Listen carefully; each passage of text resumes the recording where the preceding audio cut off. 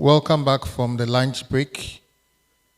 So we move straight on to the second session, which we are going to be talking about the future of tertiary education in Ghana with open artificial intelligence. And to help us with this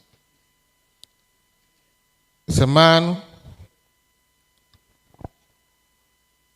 who is a full professor in sociology and a Fulbright New Century Scholar of Higher Education.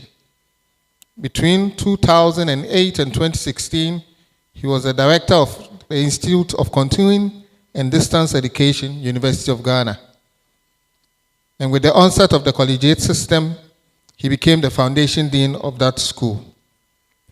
Prior to coming to Ghana to join the University of Ghana, he worked for 19 years at the State University of New York and California State University, both in the United States of America.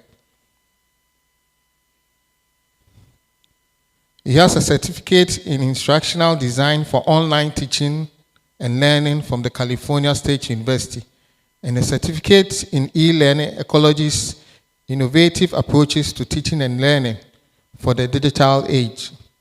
In a span of 3 decades, he has acquired extensive international and multicultural experiences through study abroad, faculty-student exchange programs, conferences, and other professional engagements as a visiting scholar in his field with colleagues, organizations across 4 continents: Africa, Asia, Europe, and North America. He is the author of 4 books and has contributed several book chapters and has published extensively in high-impact international peer-reviewed journals. He was largely instrumental in the University of Ghana's adoption of the Sika Learning Management System, LMS, and has since been the training convener for faculty and has served as the chairman of the University of Ghana's e-learning quality control committee. He has served as a member of the panel of assessors for Ghana Tertiary Commission, GTEC, accreditation of institutions and programs, and assessor for faculty tenure and promotion at Indiana University, USA, Queen's University, Kingston, Ontario, Canada, Southern Illinois University, USA, University of Cape Coast, Wisconsin International University College, Ghana, and the University of Education, Winneba. He is an external examiner for PhD theses at various universities, both locally and internationally.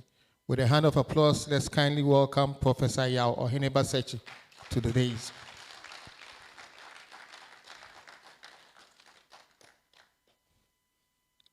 To join him is Mr. Patrick D'Souza. He is an accomplished professional in the field of information and communication technology. With over 20 years' experience, he has established himself as a visionary leader and an expert in leveraging technology to drive business growth and information. As the director of ICT at the University of Health and Allied Sciences, he oversees the strategic planning, development, and implementation of information technology systems within the university community. He is known for his exceptional leadership skills and ability to inspire and motivate his team. He fosters a collaborative and inclusive work environment, encouraging creative thinking and open communication. Prior to joining UHAS, Mr. D'Souza worked in ICT leadership for several reputable organizations, including GCNet, Third Rail Ghana Limited, Standard Chartered Bank, and other companies. His areas of expertise include project management, system design and development, strategic planning, change management, information security management, quality management, data center build and management, vendor management, document and records management, team building and leadership, contract negotiation, training, among others. He holds an MBA in logistics and supply chain management, another MBA in project management, a postgraduate certificate in business administration, and a bachelor's degree in computer science and physics. He's an old student of the Presbyterian Boys Secondary School, Legon. Outside his professional pursuits, Mr. D'Souza enjoys spending time with his family and pursuing outdoor activities. He's also actively involved in community initiatives that promotes digital literacy and bridges the gap and bridge the digital divide. With his expertise, leadership, and passion for technology, Mr. D'Souza is driving positive change and empowering organizations to thrive in the digital age. With a round of applause, let's kindly welcome Mr. Patrick D'Souza, Director, ICT US.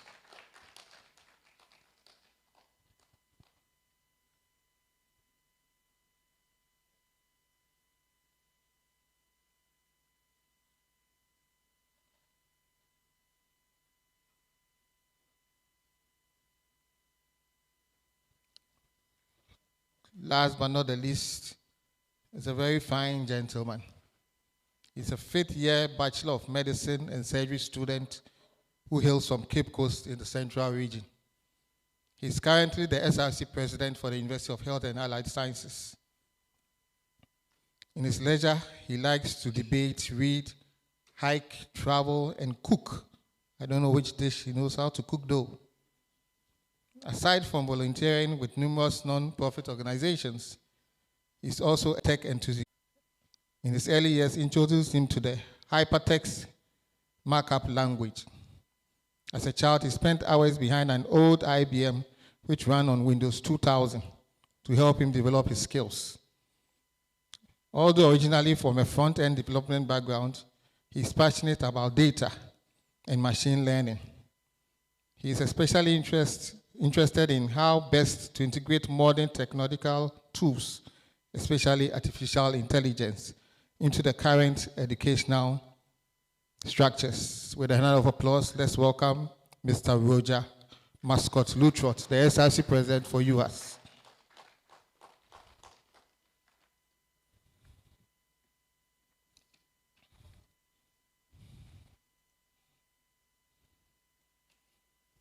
Without wasting much time, I'll hand over the mic to Prof. to give us his presentation.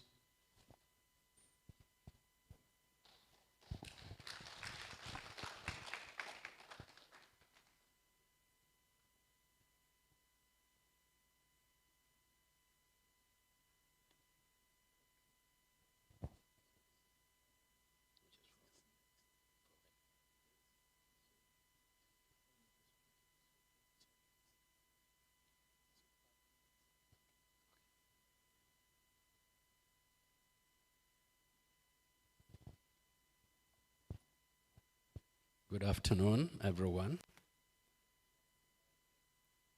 As they normally say, I normally don't say that, but as they normally say, I stand on the already established protocol.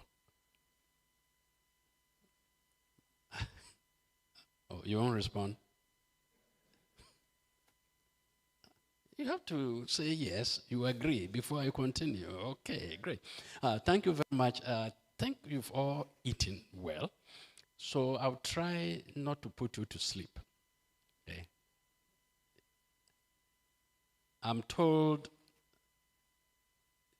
that this is the day that the good old Lord has made. Actually, it started yesterday. No, let me go back. It started about 3 weeks ago when I got a call that if I'll be available to do a presentation here. I said yes before I before I used my head. I also said yes because it was coming from one of my former bosses, Mr. Lucas Chigabati, who I had worked with for several years. But I also saw it as an opportunity to talk to IT professionals beyond the University of Ghana. So I took up the challenge, and today I am here. The title I was given to present on was The Future of Tertiary Education in Ghana with Open AI, Opportunities and Challenges. But you see that I've modified the title slightly to include possibilities. Okay? So, in this discussion, which will be supported by my able panelists. I'll be looking at the context within which all of these things are happening. Then, as I indicated in the morning, we'll be looking at mindsets. Okay? And then we'll be looking at a learning management system called Sakai Learning Management System that the University of Ghana adopted. You hear more about that. Don't confuse the name Sakai with my last name, Sechi. Although some colleagues at the University of Ghana call me Professor Sakai, but I am Professor Oheneba Sechi. If you remove the I, if you remove the Y in my name, then you get Sakai. Okay. So we'll be looking at that. We'll be looking at the challenges, major challenges, and opportunities. I won't spend too much time on challenges because this morning we had a full discussion with the panel, Professor Yirinchi and his team. So we'll look at more of the possibilities than challenges. We'll look at AI in general. We'll look at OpenAI, and then MOOCs, which is Massive Open Online Courses. We'll look at Bloom's taxonomy, and then I will urge you to think about how you are going to make your mark wherever you are. So this is the context. The world has gone through a number of revolutions. Some even believe that we are in the 5th revolution, but I'm not touching on that yet. So let's look at the 4 important revolutions, and this 4th industrial revolution is what we are going to be focusing on, because the context of learning management systems, AI, closed systems, open systems, enterprise, all of that is as a result of the 4th industrial revolution.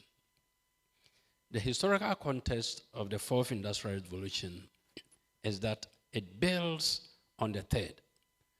Sequentially, from the 1st, 2nd, 3rd, it builds on the 3rd. And the 3rd is what has been termed as the computer or digital revolution. This morning we heard a lot about digital infrastructure and digital skills development. It all started in the 1960s. Development of semiconductors, mainframe computers, networks, personal computing, and the internet. I'm not telling you how old I am, but I suspect that in this audience I might be older than all of you. True? True, maybe false. Okay. So, when I went to the University of Ghana, there were no computers. There were none. What we had were mainframe, big, huge computers that ran some data which we never understood. I was first introduced to computers by the way, I went to the University of Ghana in 1976. So I completed 1979 and did my national service 1 year at the University of Ghana, went abroad. Okay, so my first introduction to computers and my first touch of a computer was 1984 when I started my master's program at the State University of New York. And I can't forget a date when I submitted my first assignment as a master's student. I thought I had a very beautiful handwriting, so I wrote very well on a yellow sheet of paper or papers, handed over the assignment. The professor took few days, came back, gave us the results, handed the paper to me and said, well, what is this? Who did this? I raised my hand and said, well, my friend, he called me Yo, because the name Yao he couldn't pronounce, so Yo. Yo, what is this? I said, that's my homework. He said, no, I asked you to type, and I told you the font margins to use, the pagination. I cannot take this. I said, well, sir, but I don't know how to type. He said, well, that is your problem. I said, well, but I went to the University of Ghana, they didn't teach me how to type. He said, still, that is your problem. So, well, in the university I went to, it was only ladies who typed. And all my long essays were typed on this typewriter. He said, no, those days are gone. And he told me something in August 19 1984 that I've never forget. He said, Yao or Yo, if you want to do well, do it for yourself. Because in this country, there are no excuses. So you have to figure out how to come along and get along. From that day, I said to myself, as for me and my family, never again will somebody say these words to me. So from that day, I enrolled in a typing school with high schoolers, went to the basic computing classes with undergraduates, and took up a computer-trained engineer. No, I'm a sociologist by training, but my focus is on sociology of education and change management and development studies. So I'm telling you this story because in the computer and digital revolution started in the 60s. I was in primary school. And all the way till I was 28, I had never seen a computer or touched a computer. So what defines the fourth industrial revolution? Ubiquitous learning, mobile learning, cheaper, smaller, and more devices, AI, and machine learning. Smart factories, fusion technologies. You are all IT, well, most of you are all IT people, so you know all of these things, so I'm not going to bore you. But look at the profound changes that have happened. Digitization of everything. The speed of innovation and diffusion is faster than ever before. If you look at all the revolutions, it is the fourth industrial revolution that things keep changing, even within seconds. It requires fewer workers to create a unit of wealth. Many businesses providing information goods that require very little storage. If as a country we still continue to rely on manufacturing and rely on export of commodities, then we are way behind. These changes have brought about tangible innovations. Intelligent assistants and designers and architects mixing computational design. We have all the microchips, microcomputers, and everything in. Okay. Now, this is the question I want you to ponder on, and maybe during the discussion time, I want to hear your views on this. The fourth industrial revolution is here. Even the fifth has started. The question for all of us, institutions, industries, business, governments, is not whether we'll be disrupted. We have already been disrupted. So, when is the disruption coming? It's already here. What form will it take? We have to figure that out. And how will it impact all of us? In many, many ways, it is impacting us, and it is killing some of us slowly, and others are also jubilating. It's our responsibility as citizens in this country and as global citizens. We need to establish a set of common values and policy choices so that we'll be able to go through the fourth industrial revolution. But here are the statistics. 1.3 billion people still lack electricity. You can imagine how many of them are in Africa. Invest in infrastructure, so you were made to understand the challenges beyond that. But what is limiting the potential of the fourth industrial revolution are two things I want us to be discussing seriously today. Leadership and understanding the changes underway. So if we are comfortable where we are to maintain the status quo, it means we are not understanding the changes, and therefore we will not be interested in moving away from what we are used to. And if we don't have the right leadership, nothing will change. Because even if they have the resources, their priorities will not be making the necessary changes. Lack of a consistent and positive narrating to empower individual and communities to embrace fundamental changes should be underway. So, what is your mindset? Do you have a fixed mindset, or do you have a growth mindset? And if you do you also have an innovative mindset? See, a fixed mindset says, well, hey, I am fine. I'm through with what I have. Nothing will change. And even if I can't do it, no worry, others haven't done it. So let the status quo remain. That's a fixed mindset. The growth mindset says, well, it is possible. We can do things. But the growth mindset without innovation just stays there. The growth is very, very small and little incremental. You have to have an innovative mindset to be able to think beyond the possibilities. But in the 21st century, in the fourth industrial revolution, we look beyond even the innovative mindset. What we have, or what we should be looking for, is the digital mindset.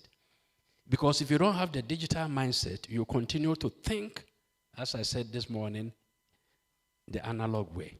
You will still be using the Etikopo TV, and you still be looking for other ways, and maybe driving shift cars instead of automatic.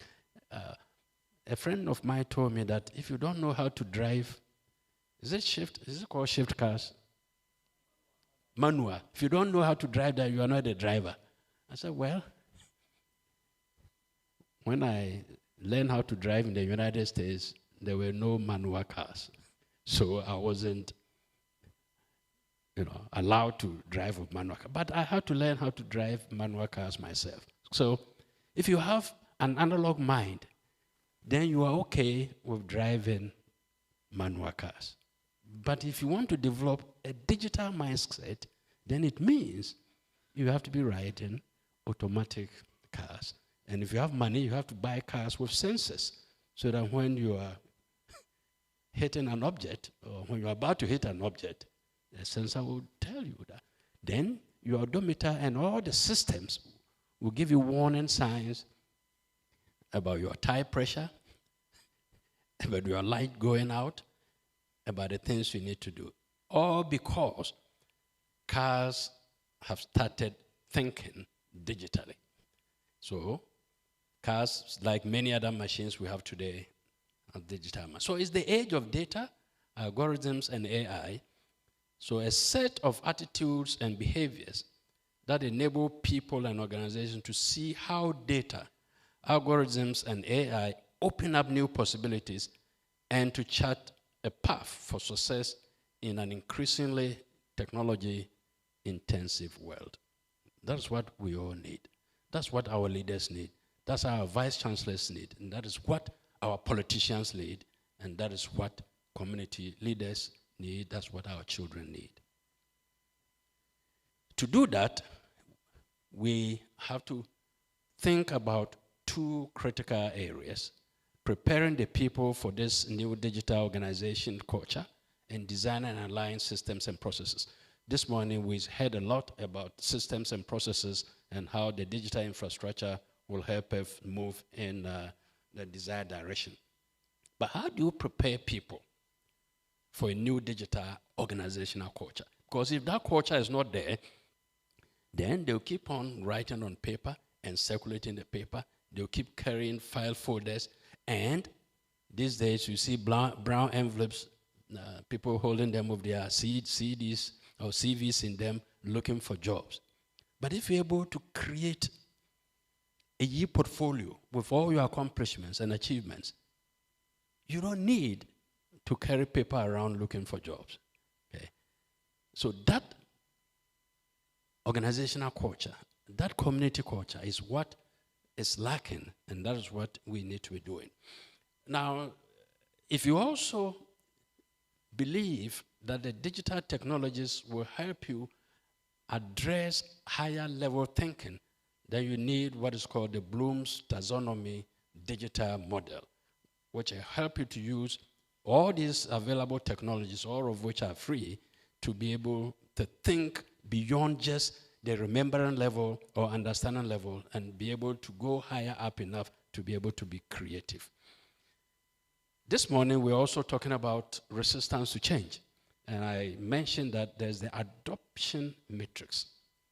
Teachers, learners, administrators, and politicians and others, how do they respond to digital transformations? There are 4 in this box here, as you can see. I want you to focus well, and then during the questions and answers time, I want you to tell us where you are or whether or not you see any of these people around your institutions, and what are you going to say to them. Okay. There are the frustrated ones. There are the oppressed ones, or they see themselves as oppressed. There are the indifferent ones, and there are the inspired. As for me and my household, I've been inspired. I was inspired by my first experience and first encounter when I was abroad. And since that time, anybody I see, I inspire them. And today, I'm also happy to say that I see 2 of, where are my UG people? Where to go? Yeah, to continue to work and be where I am. Yes. So why am I so fascinated about learning management systems? And what has this got to do with AI? By the end of my presentation, you understand why I'm so fascinated and that I'm inspired. I mean, learning management systems, I think all of you, all your institutions are using learning management system. But my discussion today is not going to focus on the learning management system itself, but what it can do and what we are not been using it to do. And that's why the transformation ought to happen. Okay.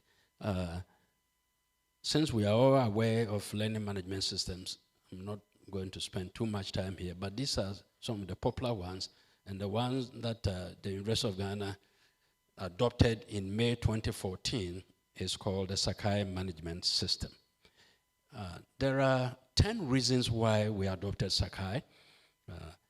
It was hosted, we have full ownership. It was hosted first by Alongside 2014.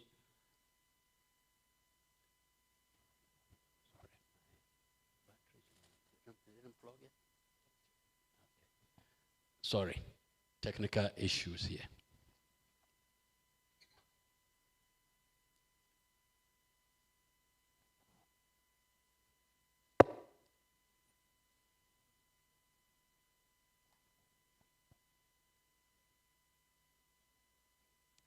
Okay, we can still talk whilst they are fixing the technical issues.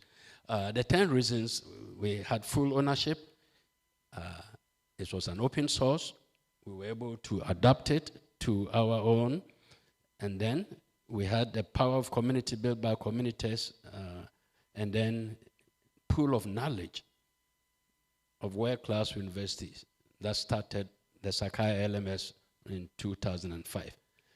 So the pioneers of Sakai Learning Management System included Oxford University, Harvard University, MIT, UCT, University of Cape Town, Cambridge University, UNISA, Stanford, Indiana, NYU, Duke, and Rogers. So we were inspired by these universities using this learning management system. And then I piloted with it 2 years between 2012 and 2014. The university accepted it, and the rest is history. But what I like about the system is that it empowers our ICT professionals to be innovative and do well. Okay. So, what are some of the things that our ICT professionals have been able to do? Now we have Sakai Mobile. We have other plugins, third-party plugins. We also have incorporated. So tell us something, what is happening?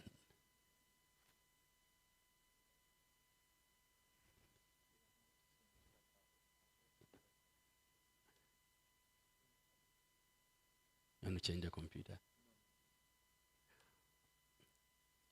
Okay, so the one thing that our ICT professionals were able to do to prevent students from cheating, I think it happened last semester, Kweku? This semester? Okay. When they are taking tests, all search engines have been blocked, or are blocked, except the only one they are using. So they are not able to, cheat on the test. So that is kudos to our ICT professionals. We also, it's cost control because it's open source, and we don't have to pay proprietary fees. It has also been very, very helpful for us in our distance education program, and it is useful for building community of learners and practitioners. Don't worry, if you miss anything, we can share the link with you so you get the full presentation. Sakai has an infrastructure, it has an architecture, it's built around 5 themes: information, content, assessment, management, and communication. So these are the 5 areas that we have the Sakai network. The major activities, both ongoing as well as in the past, includes the training of faculty and students and administrators, course registration now. One of the other things that our IT professionals have been able to do, I think the last 3 years, is to link the management information system with the Sakai learning management system. So once students register, the information is directly translated into Sakai, and once you are in Sakai, you can also post your grades and do other things. Course delivery, assessments, online, and Turnitin evaluation tool. Okay. The institutional quality control is very important. This morning we heard something about that. Any learner who engages in online education should have at a minimum an education that represents the quality of the provider's overall institutional quality. And any institution should have at least 5 areas of quality control.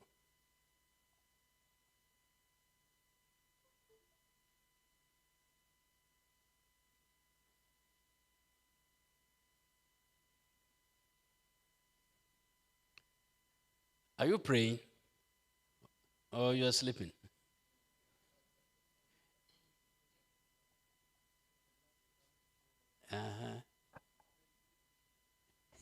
You're praying?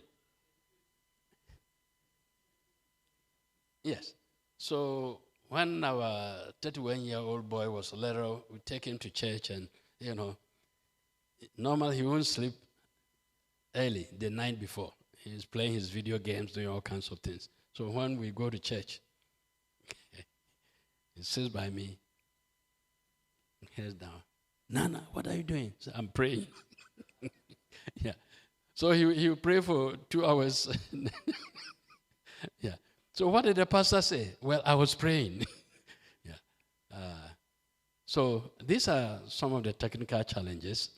Unfortunately, I don't know if we have a backup. Pop one question up quickly, then we can do the exercise there. Okay. Should keyboarding be made a core requirement in?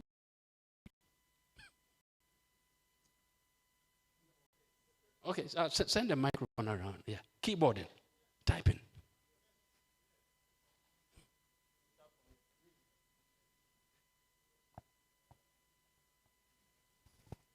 The reason why keyboarding should be made a requirement in Ghanaian schools, because we live in an increasingly technological world. Like we type literally everything. And in terms of economics, things like time is saved. And you need to be a computer literate to literally survive in the world right now. So if you don't do that, then you are not helping the very students that you are trying to prep for the professional world. Yeah. Okay, so why is it that we know this, but we don't make it a requirement?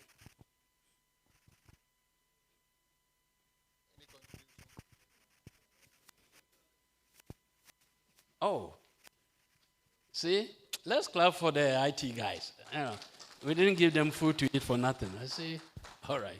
Yes. Oh, yeah, we should go on. I mean, look at those who are praying and just give them the microphone. Yes. Yes, I think keyboarding should be part of the schools because it's the new handwriting. Yes. So why don't we do that? Why don't we insist on that?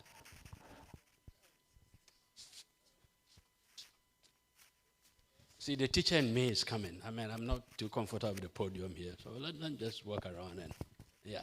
Okay. Hi, Prof. I was a bit confused with keyboarding. So somebody told me that it is typing. So, but I disagree because of the direction the world is going. If we want to use voice activation in most of the things that we do, you don't need keyboarding. So you can do voice activation. We have OpenAI. There's a lot of things you can do instead of typing. Okay. So that's another perspective. But so in your job you don't type? Hardly do you type. Okay. Thank you, Prof. Okay, so my answer is with the last but one speaker before my friend here. Prof, I think that it is the curriculum development process, and we can also fault GTech, Kwabna is here, in this, in this business because we have processes that sometimes make it impossible to introduce new skills requirement into our development processes. Okay.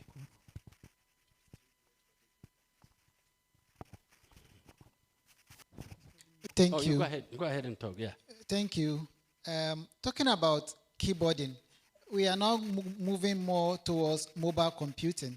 So if we are talking about keyboarding, are we talking about the same quality that we have on the main keyboard, or we're just talking about the smart devices? It's about the usage, making it possible for users to use the devices for the purpose is intended, and not really about whether it's keyboard or not. Again, the reason why we are not doing this, to me, is all about infrastructure. If you look at even basic education curriculum, you realize that digital literacy has been embedded in every aspect. But the issue is that you get to these basic schools and you do not have the computers or the infrastructure to be able to do that. Maybe if we want to make any change, we should be considering bring your own device. Thank you. Okay, well, so yes, the infrastructure is not there, it's not available to everybody, we agree. But now, one student, one laptop, 0 textbooks, e-books. What do you say to that?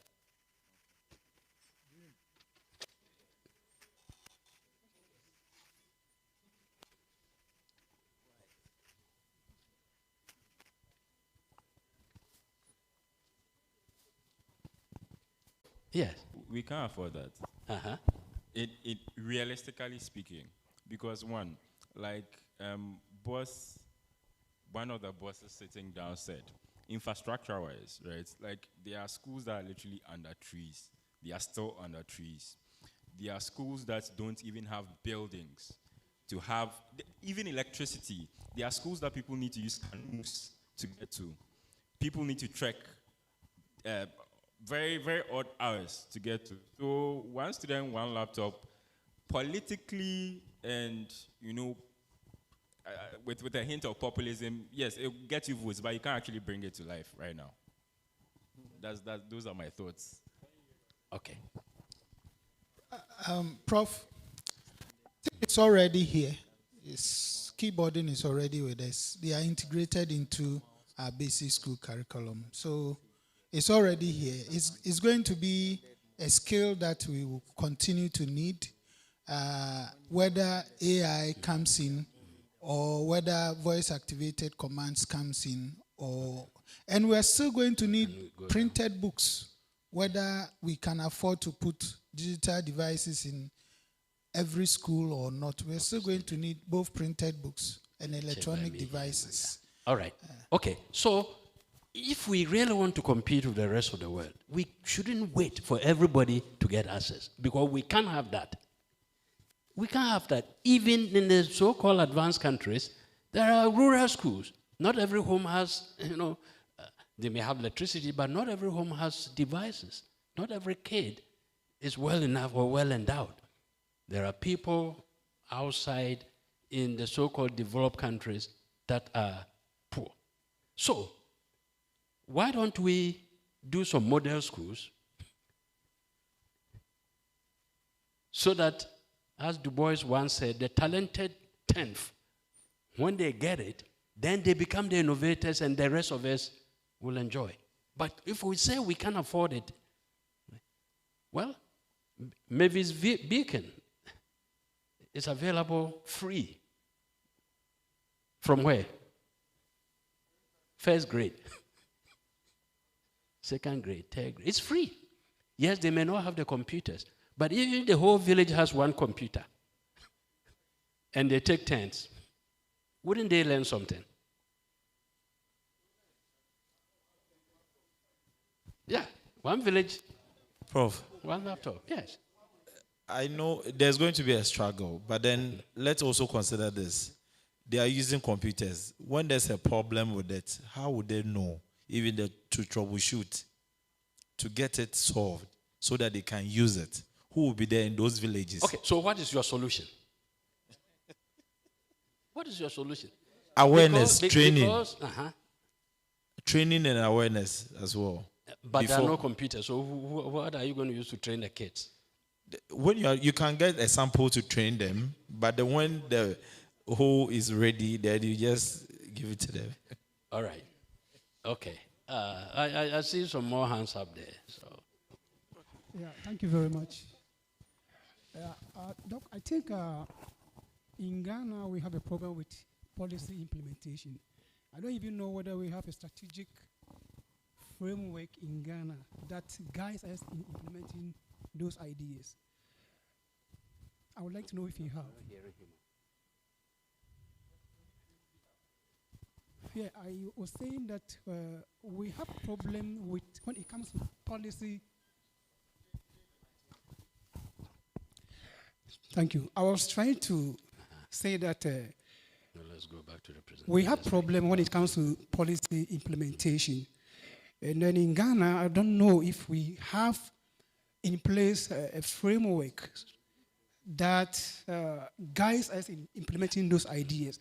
Because, and also, Prof talked about digital and analog mindset. And I think most of the people who have analog mindset are our leaders, the leaders that manage our institutions. Because I had experience before. So a situation where maybe you're an IT expert and you try to come up with a brilliant idea that can help change or solve a problem within an institution. And the fact that your director or manager bears analog mindset, it will be very difficult for such proposal to be accepted. So what can we do to change the mindset of those leaders who still have analog mindset into digital? Well, thank you. Rogers, in his research about innovation, says there are going to be laggers no matter what you do. Leave them. They will die their natural death. But focus on the innovators, about 12%. Those who are the early adopters, work with them. The late adopters will be forced like COVID forced all of us. Okay? The laggers, there's nothing you can do. But if you're going to wait for everybody to be an adopter, nowhere in the world has it worked universally. So let's think through. This is one of the major challenges. And I see this with my students all the time. And it reminds me of my experience in 1984. A wahi, B wahi. I give them these free tutorials. Those who are willing, within 2 weeks, it works. Those who feel lazy say, oh, I'll let my children type for me. Well, when you're going to heaven, your children will not go with you. you have to be judged by your. So it's a major issue when we are talking about digital mindset. Self-discipline is not there, technical issues like we just have, but we've been solved. Okay. So what is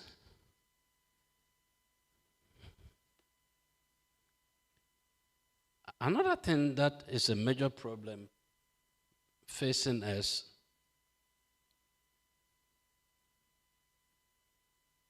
is this. What is this got to do with us?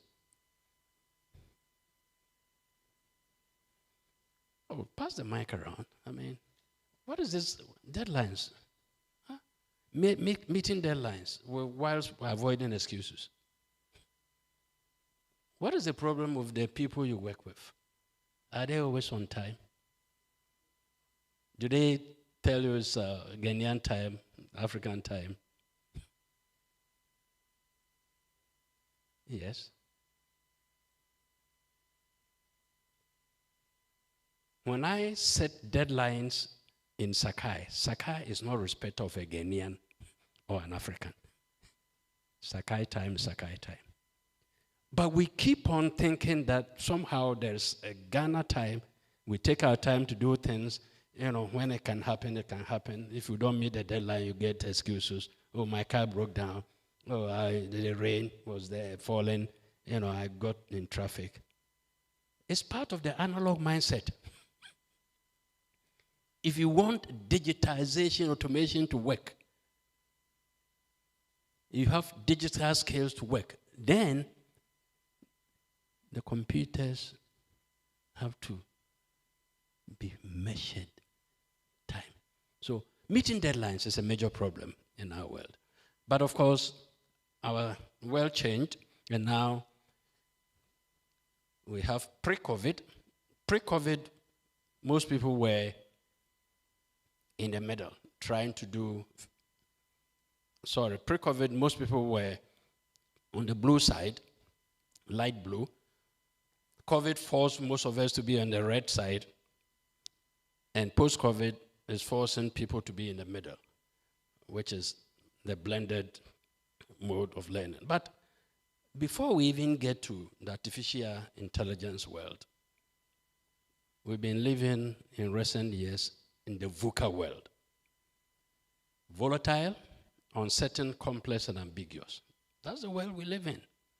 In the VUCA world, the graduate jobs outlook is still very bleak. You may finish school, even with a degree in computer science, and you may be struggling.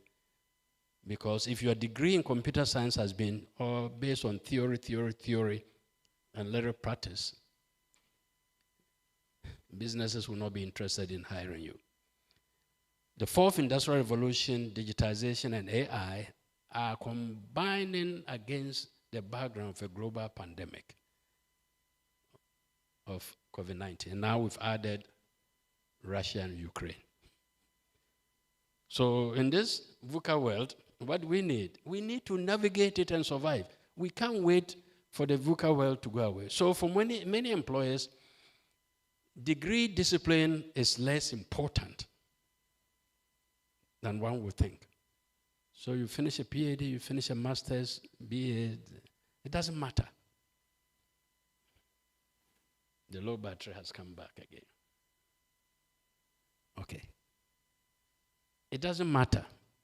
Students will have to think out of the box and commit time and energy and not make any excuses so that they can work. But for higher education, a focus should be on rethinking and retraining our teachers and our administrators to be able to understand this VUCA world and do the needful.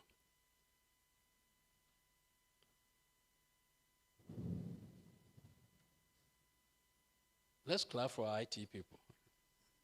You won't clap for them. Okay. So let me pass it on to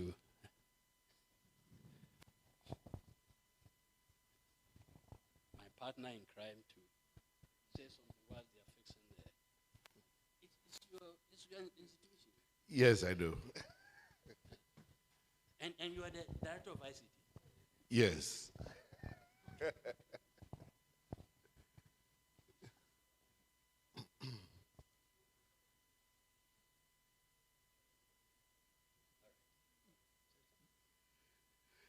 Yes, so you're welcome once again. I can see the food is taking a toll, and the lunch is taking a toll. So, can we just rise up and stretch our limbs a bit? Just where you are, yeah.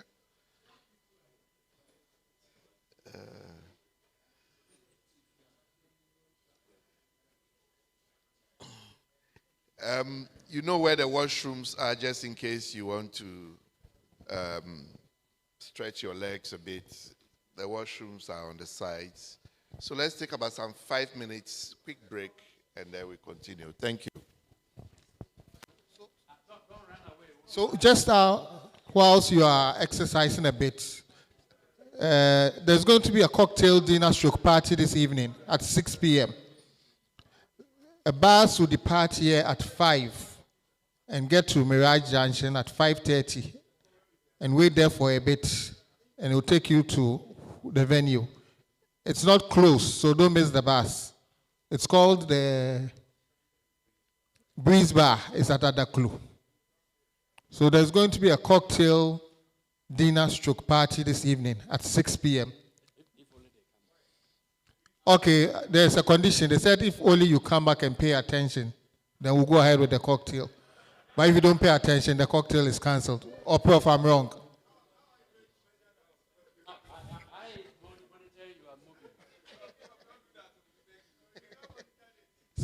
Prof, they beg. So please take note. The bus will depart here at 5.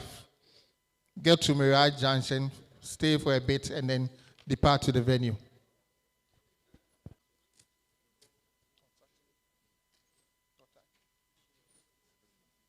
There's also excursion on Saturday. To various interesting places. So please let's take note. The time. The IMF, World Bank too is giving us something.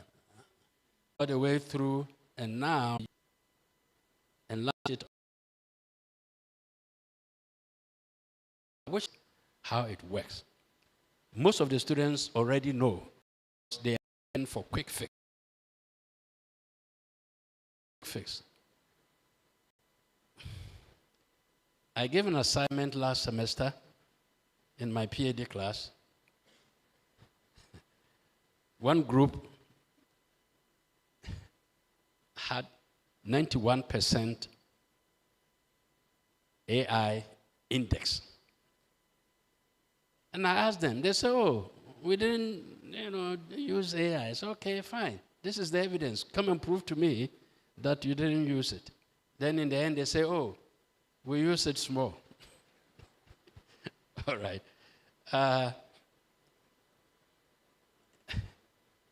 Chat GPT is an innovation built on foundational developments. We can't run away from it. The foundational development is AI and machine learning and natural language processing. But the challenge for us in institution is the plagiarism and instructional design. So we believe that students are cheating. Why are they cheating? Why are they cheating? If they acknowledge the source, will we call it cheating? Yeah. All right? AI is good for personalized learning. It streamlines time-consuming tasks. Okay. But this is what Professor Mark Washaw had to say in March 2023. He sees a contradiction in AI. And you technical people, you can tell us if you believe in this contradiction. He says, those who can best write with AI will be those who can best write without it, because they will need to be able to write good prompts, evaluate the AI output, and edit the resulting text into a usable final product. Okay. So those who can write well, it's difficult to catch them. So you can distinguish between the lazy student and the brilliant student. So don't be afraid of AI. It has come. It is here. It's been here a long time. It is with us. So we have to learn how to understand it, and those of you doing research into it, learn how to do it, and then explain the process, because it's not going away. Because people are pumping money into it. Okay. Now, Turnitin is the plagiarism software detection that some of you know experiences with. You are all has an AI to assess differently, how to teach differently, how to do things differently. All right. We need to do that, taking into account what is called the innovative approaches to teaching and learning and all the affordances that are available. We need to inspire our students to move from the 3 R's to the 7 C's. Creativity, critical thinking, communication, collaboration, computational thinking, choice, and caring. The 7 C's in the sense that without the 7 C's, we can't go far. And without collaborative learning, we can't go far. One of the affordances is called collective intelligence. And collective intelligence means that we need to bring our heads together to solve a problem. In our world in Ghana, we are told, look straight. They are not, okay? We are training them to pass exams, and if they pass exams, wholly they have passed. I still don't understand why in our tertiary institutions we require somebody to have a credit in English, credit in maths, credit in integrated science or social studies. Even if they have ones in all the other subjects, if they fail any of these core, they don't go to university. Why? Why? Why? So, you technical people have a lot to do with your lecturers and administrators. I told you, find allies. There are allies there who will agree with you so that we'll change the way teaching is done, the way assessment is done.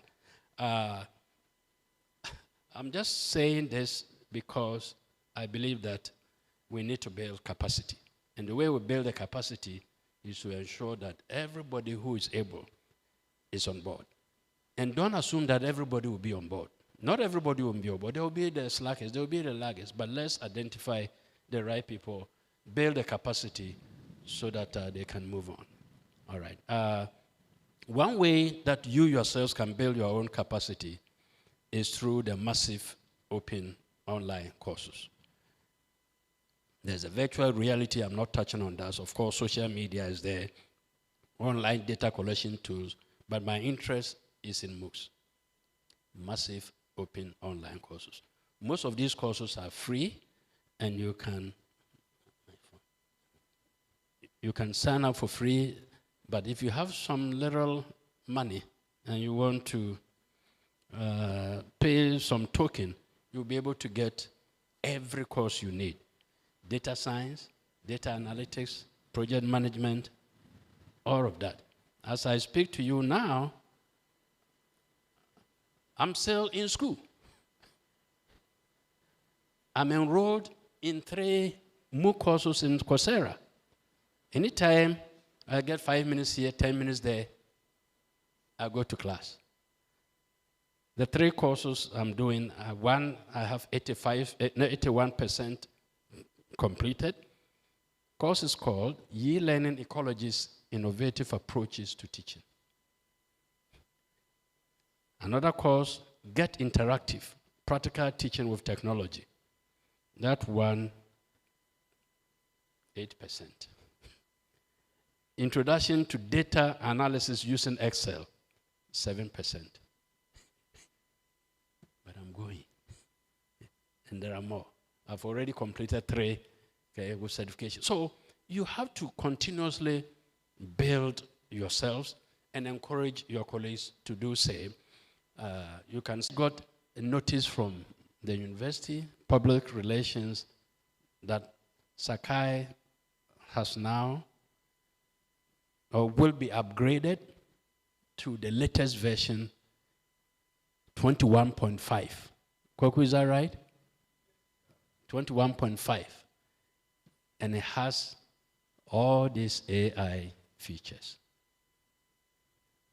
It is up to us to learn how to use them. Personalized learning, enhanced automation, LMS, data, statistics, analytics, pedagogy, which is the lessons tool to use to develop all your pedagogies, gamification, which is plugged in, collaborative tools, they are there, chat, discussion forums, flipped classroom. You can set your lessons ahead of time, students to read even videos, podcasts, everything ahead of time. They come to class and discuss. Bloom's taxonomy compliance, which is asking students to be creative instead of just asking them to write tests. So we have e-portfolios built in there, wiki platforms are there, a blended classroom, LMS chatbots are there, outcome focus, video conferencing. Our LMS is linked to Zoom, Microsoft Teams. As we were closing up the first section, some of you saw me sitting here. I was trying to log on to Zoom through Sakai to transfer my hosting rights to another colleague who will be teaching my class today whilst I am here. And they are on teaching. Mobile learning, our IT staff have developed UG Sakai Mobile. So you can have access to that. So all of these are in action. All right. So let's make the best opportunities for our training students. So my takeaway, there are challenges, opportunities, more challenges and possibilities. The learning management system continues to evolve with the incorporation of AI and machine learning. Learning management system providers are exploring ways to personalize learning, improve course design, and enhance learner engagement. Take the action needed, and complain about your leaders. Complain about funding. But there's so much you can do. But the only thing you can move forward is if you do. I hear, I forget, I see, and I remember. I do, and I understand. Thank you. Again, I'm sorry about I wouldn't even say I'm sorry because I didn't create the problem. Did I? All right. But thank you very much for your patience. Thank you very much, Prof. Let's put our hands together for him once.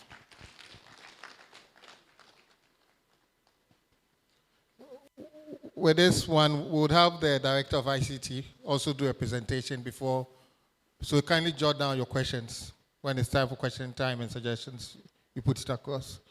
So I invite Mr. Patrick D'Souza to give us a presentation.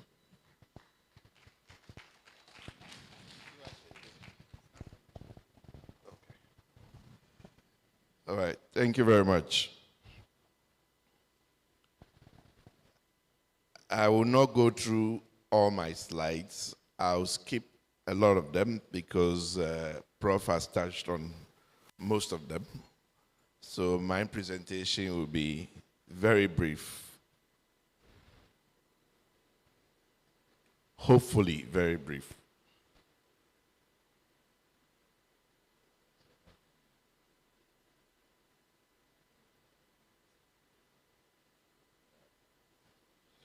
Thank you. My name is Patrick D'Souza. I'm the director of ICT here in UHAS. I'm from private sector, recently joined the educational sector. So pardon me if I'm not too familiar with things in this area. The future of tertiary education in Ghana with open artificial intelligence. That's the topic we have to discuss. And I hope you came with your questions prepared. Now, we know what AI is. We know what open AI is. Do we all know what open AI is? Open AI.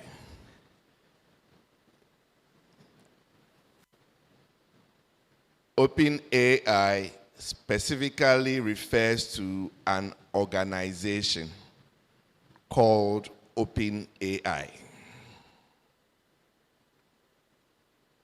Open AI is a research organization that aims to ensure that artificial general intelligence benefits all of humanity.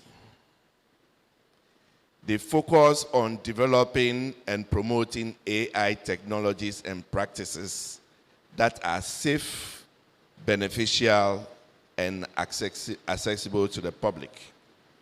So OpenAI is an organization. Okay. Collaboration in their research, and they aim to avoid the concentration of AI power in only a few hands, and they strive to make AI accessible for public benefit and avoid potential negative consequences.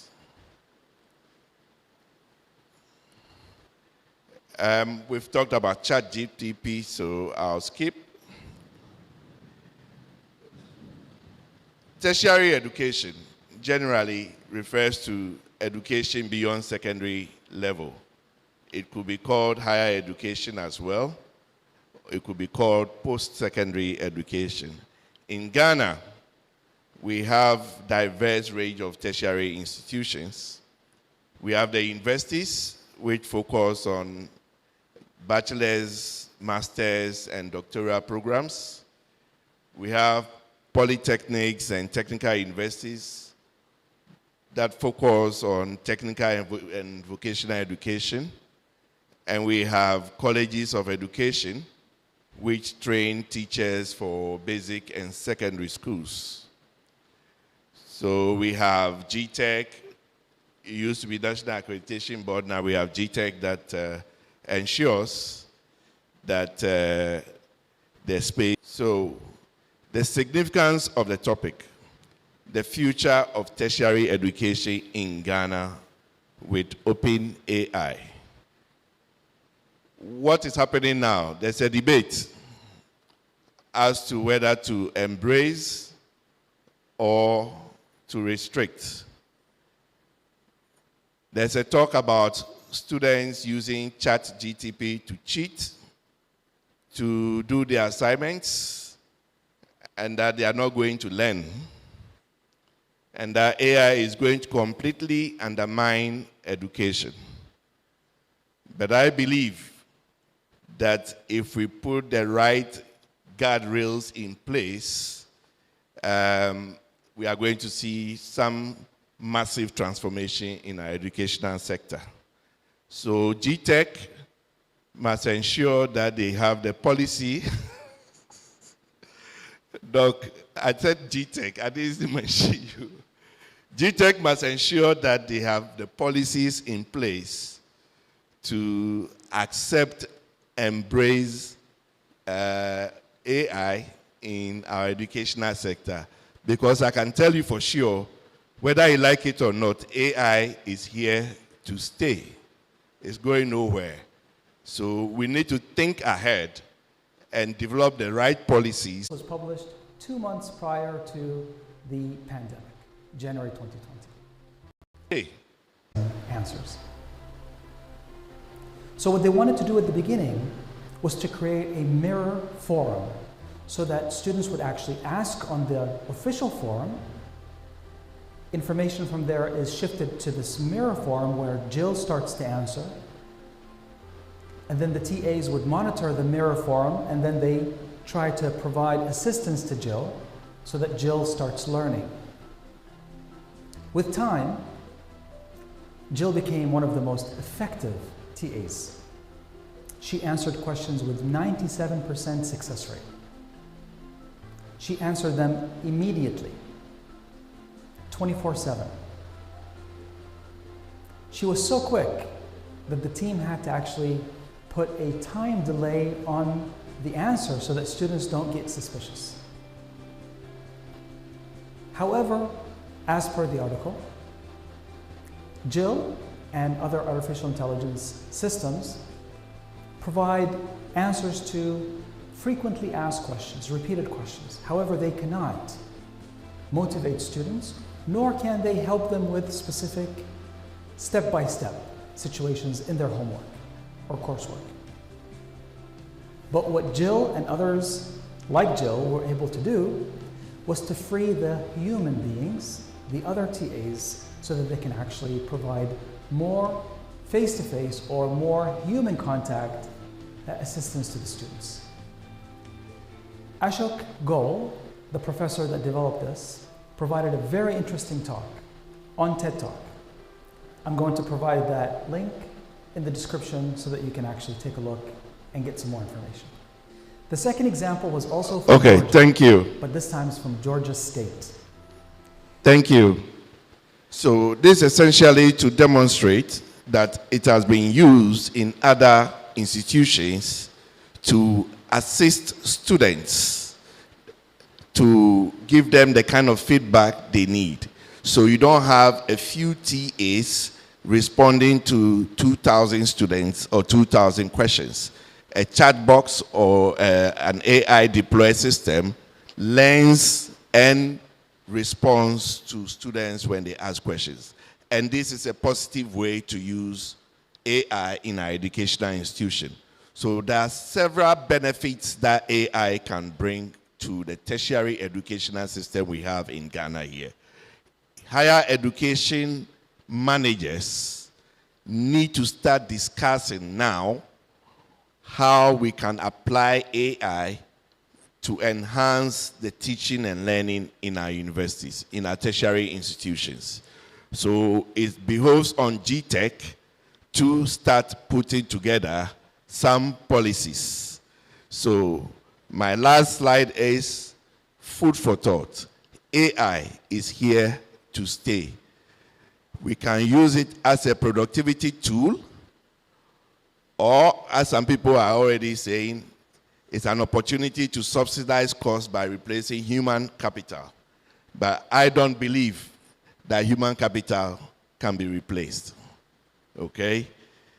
Do we wait for policy from GTech, or do we embrace it now and start moving on with it? Is GTech going to take forever to come up with a policy or policies guiding artificial intelligence, or they are waiting for it to be universally used and abused before they come up with policies to guide its usage in our tertiary institutions? If we say students are plagiarizing, why are they plagiarizing? How can we use artificial intelligence in that area? Turnitin in April released their AI detection AI. So they are using AI to detect AI. And that's interesting. Well, now AI is learning from its own errors, is learning from its own findings. Now, if we are not careful, what's going to happen is that AI is going to be feeding itself with wrong information, and with time start believing that that wrong information is actually what is a fact. Okay? It behoves on us in the tertiary institutions to determine what is real and what is fake. And if AI systems grow to the point where there is a debate as to whether the material being churned out by AI is real or fake, there should always be a reference point in the tertiary institutions where we come back to and say, look, you should be the temple of truth. Between this and this, what it is. What is it? And this is why human capital can never be replaced by any. Thank you very much, Mr. D'Souza. It's time for questions, contributions, and suggestions. So you kindly raise your hand up, they will get you the mic. But then I think GTech is really in trouble. Or you don't think so? Because everything goes to GTech.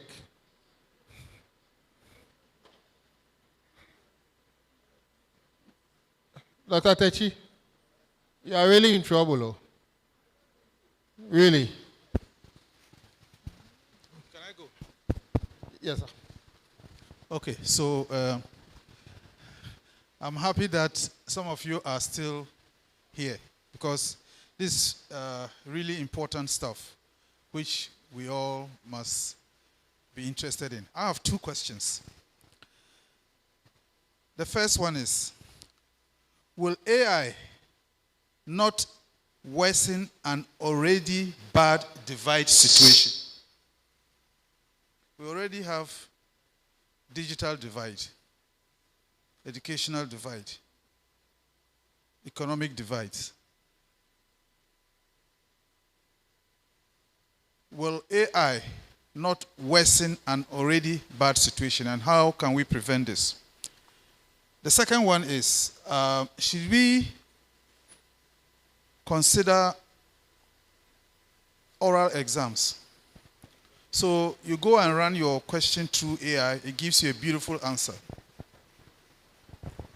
If you are very creative and know how to to write well, you should be able to edit it in such a way that no one is able to detect that you actually passed this through AI. But if you sit before your professor, they are able to ask you questions. How did you derive this? What was your basis for this? Additional questions. Prof, do we think this is feasible and advisable to pursue? Thank you very much. All right. Thank you, Lucas.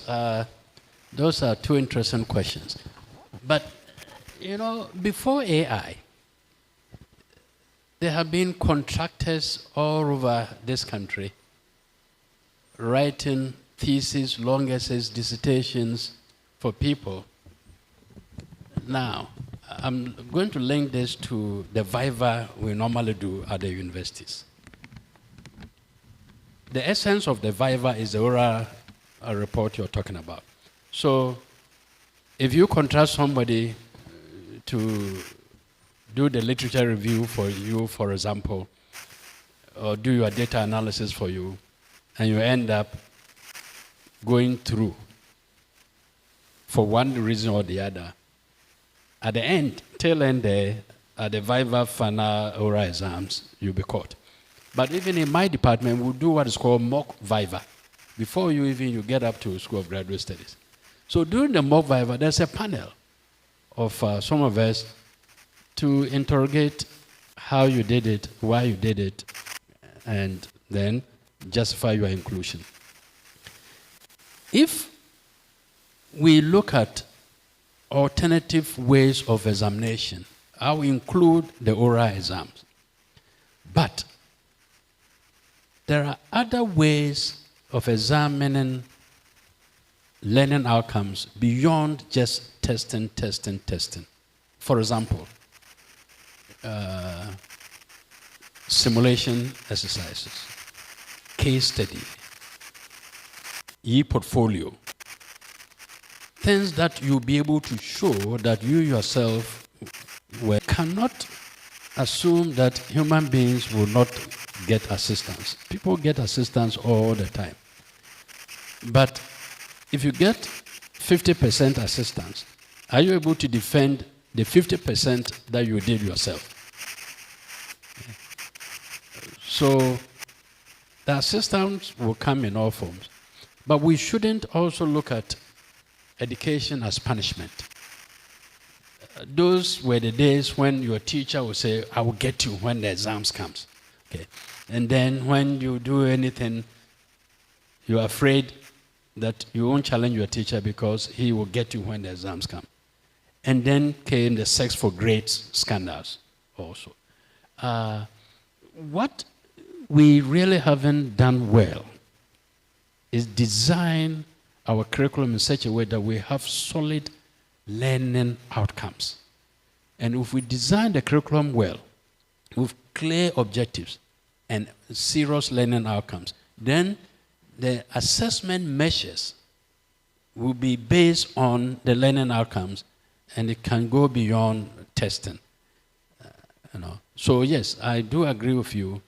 In fact, during COVID times, several institutions around the world, not only in Ghana, were doing not face-to-face exams, but they were doing other things, including even theater, music. They will let you record your dance and post it. Okay? They will let you record your own music, your voice. And through AI, the voice recognition will recognize that you do your own painting. So there are a whole lot of things. Even simulation labs are there. We are not up to the augmented reality yet, so I'm not even going to mention it. But it is possible. So the human being has to find a way to be creative. And it is the teachers and the IT people. Here we are linking the teachers to the IT professions. Because IT people cannot go alone, teachers cannot go alone. We need a marriage of the two. Whether we call it convenience marriage, or whether we call it arranged marriage, whether we call it concubinage, it's still a marriage. We have to have that marriage. And I've always advocated that in any IT setup, there has to be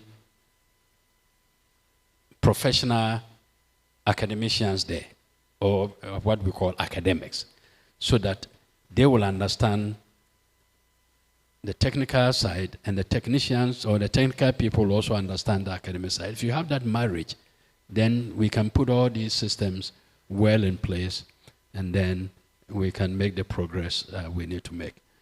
But beyond what I've just said, let me also say that AI is an emerging technology. AI is an emerging technology, just like when calculators were developed. Those of us who went to school when our age was determined by whether or not your hand can reach your ear before you're determined to qualify to go to school. Well, when calculators were introduced, what were the first? That mental, what we used to call mental, is going to be disturbed. Because now, if you can't calculate things with your head, and the machine is calculating for you, then you are not smart.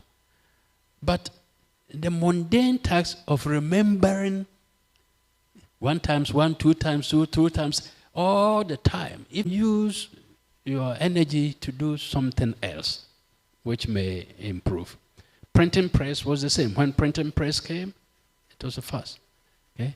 Computers, when they came, I recently saw a TikTok post where an old lady, sorry, I have to use it because it was an example, an old lady who was used to the old manual typewriter got a computer, and then you saw it, and then started typing, and then swapped the computer aside. So these things are going to happen, but we have to be true to ourselves that we cannot sit down unconcerned. Yes, we didn't develop the systems. Neither did any one person or any one country or any one race develop the system. These are well systems.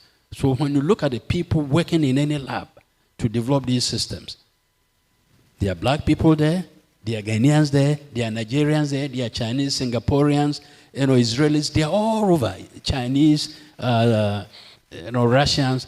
So we cannot sit down here and say, oh, we did not develop the system and therefore we cannot use it.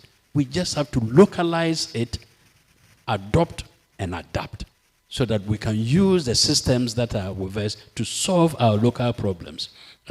A typical example here is what happened, or what used to happen at the University of Ghana. All manner of cars and trucks used to pass through as a thoroughfare. Propriety says, all the roads are deteriorating because these huge trucks. So it was the bypass. Those of you who know the University of Ghana, okay, it was a bypass for everybody. Going to Jimpa, coming from Jimpa, Medina, Oponglo, they're all passing through. And even causing traffic congestion and bad roads. Propriety said, no, we have to do something. And so management and council gave him the opportunity to go for a loan. asphalted all the roads, and put AI at the gates. Okay. So, if you want to come in, you need to have your electronic pass. You don't have it, you go and pay for it. Or if you can't pay for it, then you have to use the main road. Okay. So, it was a local problem. We found a local solution. With all the backlash that came around, our toll booth, the first one was demolished. I think even the second one was demolished. We were behind him. Said, well, we want this to be a university environment. Not every car should pass through here. If you think you have business to do, then go through the Pongre gate. So we intentionally left one gate open, but the rest closed, unless you have a chip embedded in your car, you cannot pass. So we need the technologies to solve local problems. This is just one example of it. Okay, so my question goes to Prof. In your presentation, you mentioned that you caught some of your PhD students cheating, but you didn't tell us how you handle that, because AI has come to stay. We have to understand that. But how do we use it responsibly? Okay, that's a question. Another contribution I should have made earlier is the fact that we should also think about adapting computers in our schools. Last week I spoke with some colleagues from Kenya, and over there, even at the primary level, they have made it compulsory as a national policy that their primary kids will have. My student, okay. I have an answer here for you. Okay, so there were two groups. They were to do critical book review and first do a PowerPoint presentation about the books they review and then do a written report. Okay. Turn it in. The report was 0% for this one group and 2% for the other group. But the Turnitin report, that was 2% for the group. It turns out that the AI report was 91%. Okay, so this is what I did.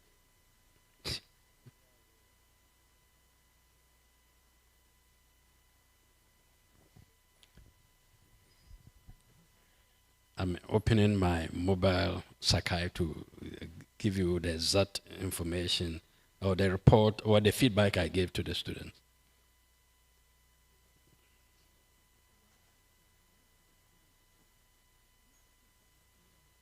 Okay, so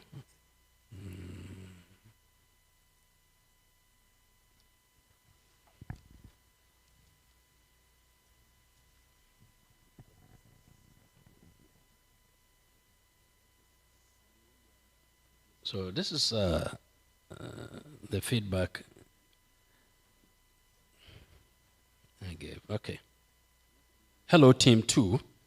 91% of your qualifying text in this submission is determined to have been generated by artificial intelligence, AI.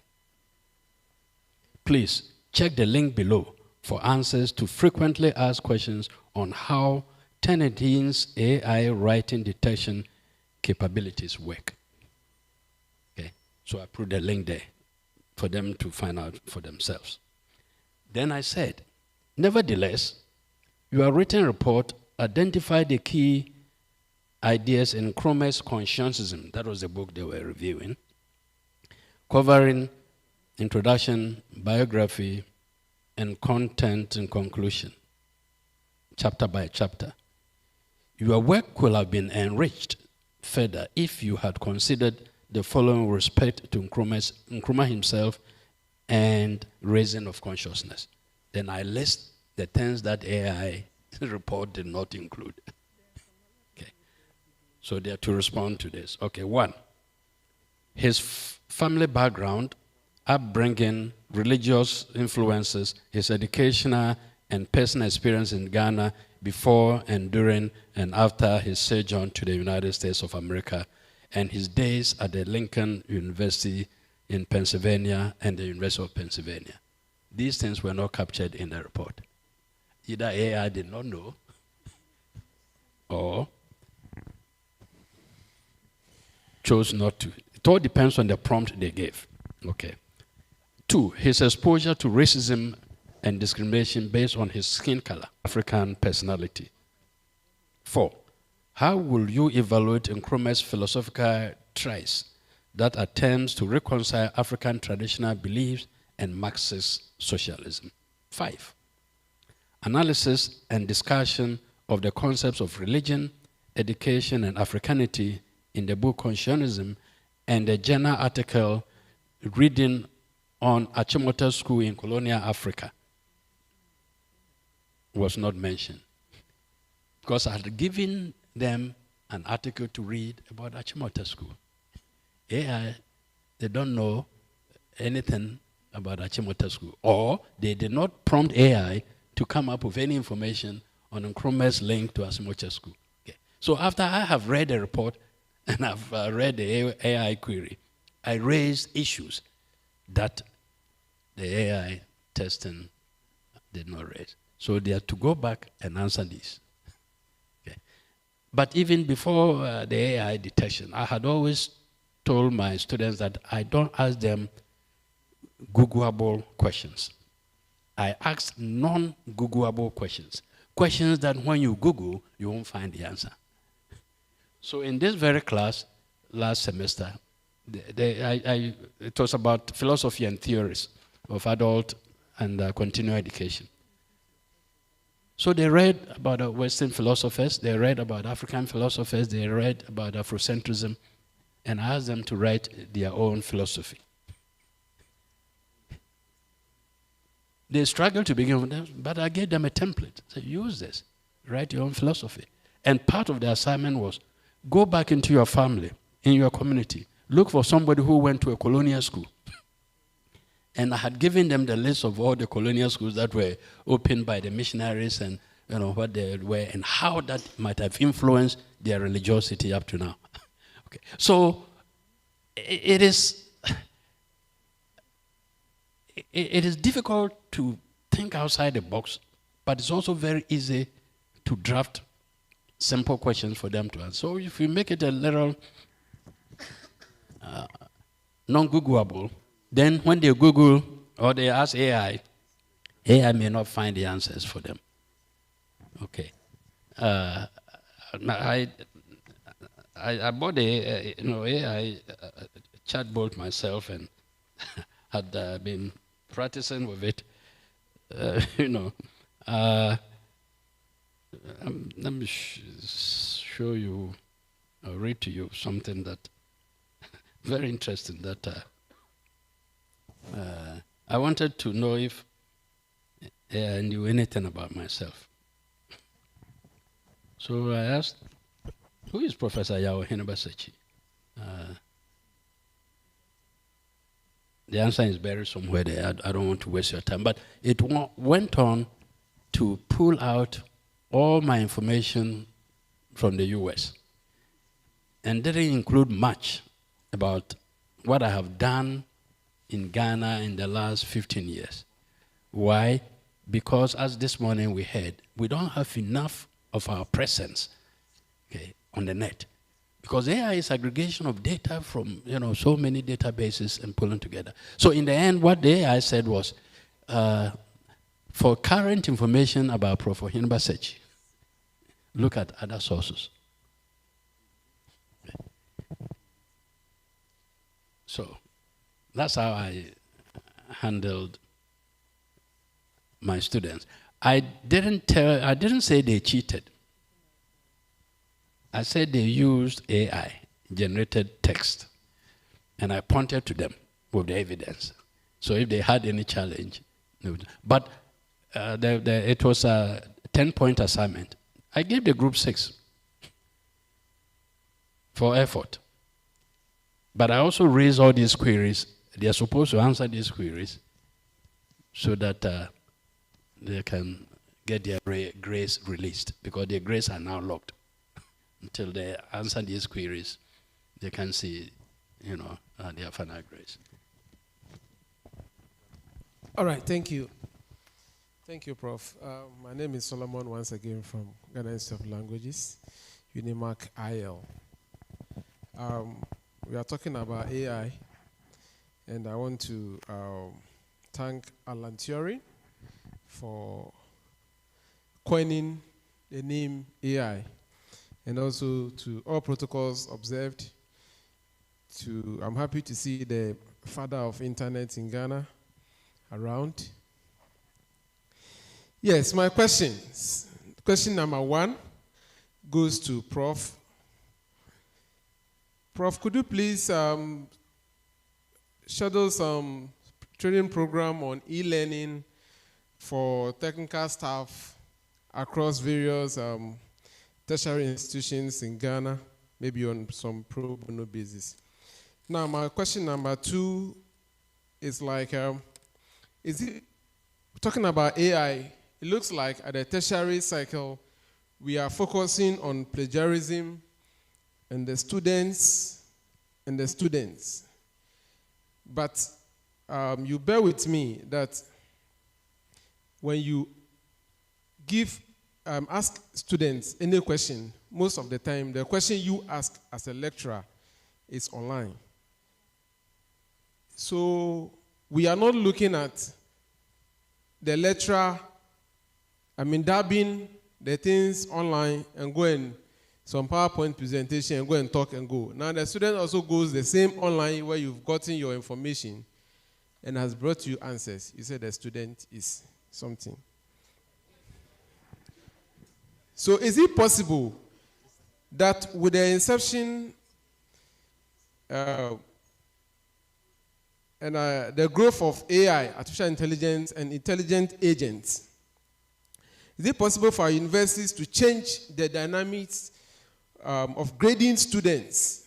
Because from my research, AI, to beat AI, the focus is going on critical thinking and nothing else. So is it possible we look at critical thinking rather than setting these questions here and there, and the students go and also research and bring us answers and becomes an issue?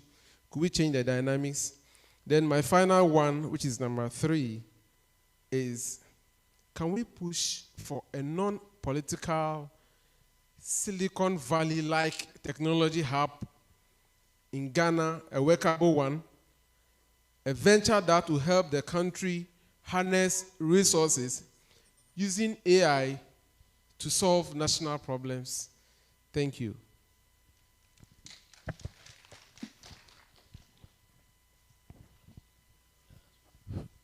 Thank you. Let me just also add my question quickly. The conversation of AI is broad, and you realize that in 4th to 5th industrial revolution, data is gold.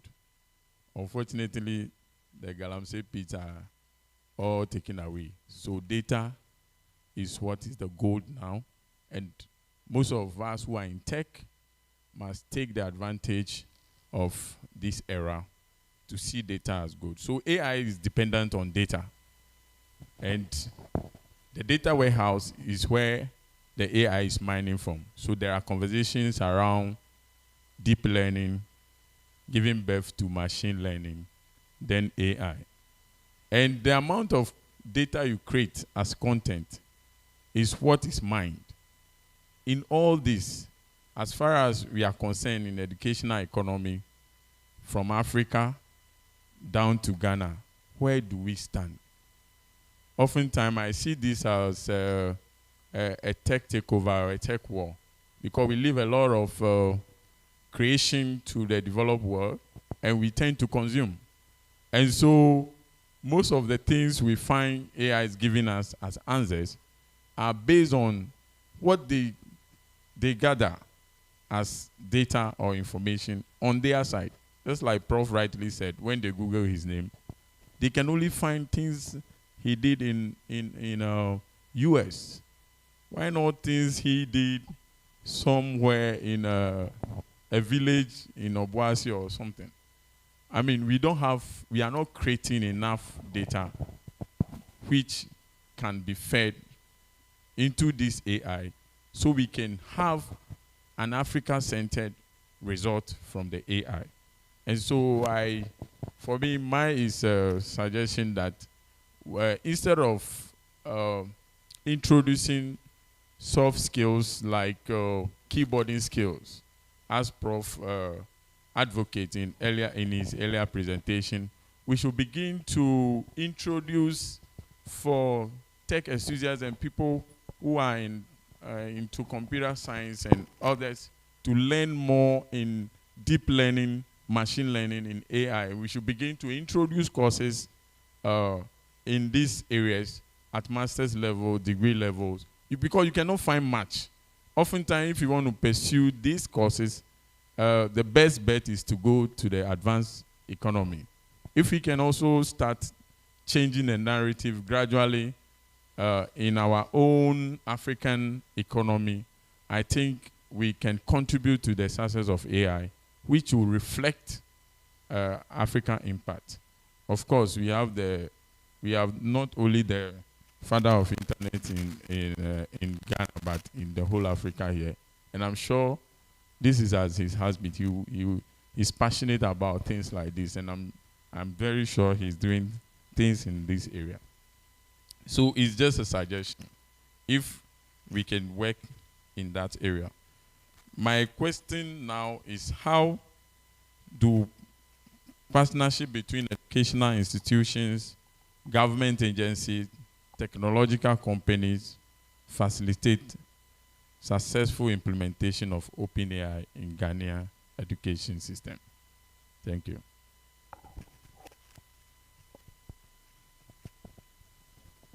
Thank you. I'll start from your question about partnership. As it is today, we in higher education have not even started the conversation on what we can use AI for. I said earlier in my presentation that we need to identify the opportunities that are bound and to which we can apply AI, both to the students and to the lecturers in delivering teaching and learning. We need to start that conversation, come up with the opportunities that AI can be applied to, and then at that point engage the industry to start providing the systems to address those issues. That conversation at the higher level has not started within the higher educational or tertiary educational institutions, and that conversation needs to start. And I believe that it is one of the reasons why GARNET chose this topic as one of the topics for discussion. I chanced upon a webinar that UPSA also held about a few weeks ago on the same Open AI in tertiary education. I've chanced upon a research document by two gentlemen from University of Cape Coast on the same matter. There's not enough information, there's not enough discussion on the topic, and we need to do that.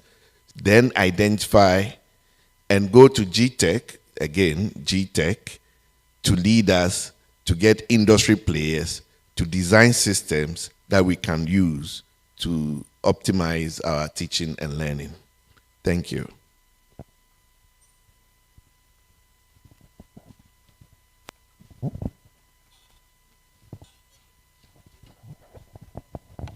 Yes. Well, training. Who asked for training? Somebody asked about training. Oh, he left? Okay, so if he left, then the question will not be answered. Oh, you are, oh, okay.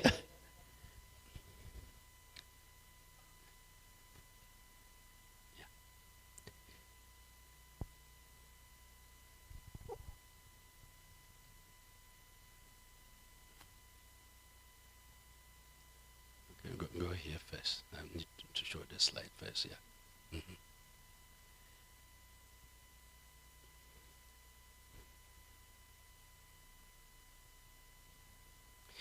Okay, yeah, training is always good. At least there will be a reason to be trained. But for maybe a couple of years now, I've told people who ask me to do training, say, well, I've done enough training. So if I'm coming to do training, I have to do it with specific learning outcomes. In other words, I won't come and do the training and go away. You have to show me evidence that you've been trained and that you have worked and that you have received. So during COVID, I introduced a new system of training for our learning management system. So, well, this time we're going to do training, but we're going to do the training at 3 levels. We've been doing training. People don't take the training, or some people don't take it serious, and they don't show the results. So this time around, we're doing it at 3 levels. And at each level, you'll be certified. And in order to be certified, you need to complete X number of assignments, which will be graded before you get certification. So we did 3 MEMS training, intensive. One, we started at the basic level, 1 MEMF. So if you believe that the tools at the basic level you already know, you don't want those tools, stay home. Wait till the second MEMF when we do the intermediate, and then wait till the 3rd MEMF when we do the advanced. So some people started from beginning, got into intermediate, and got advanced. By the 3 MEMS, they had gotten all the training and they have been certified. So, if that's what you desire, I am willing and ready to put a package together. And then you have to come up with people with digital mindsets and analog mindsets, but ready to be transformed from analog to digital. That way, we can meet them halfway.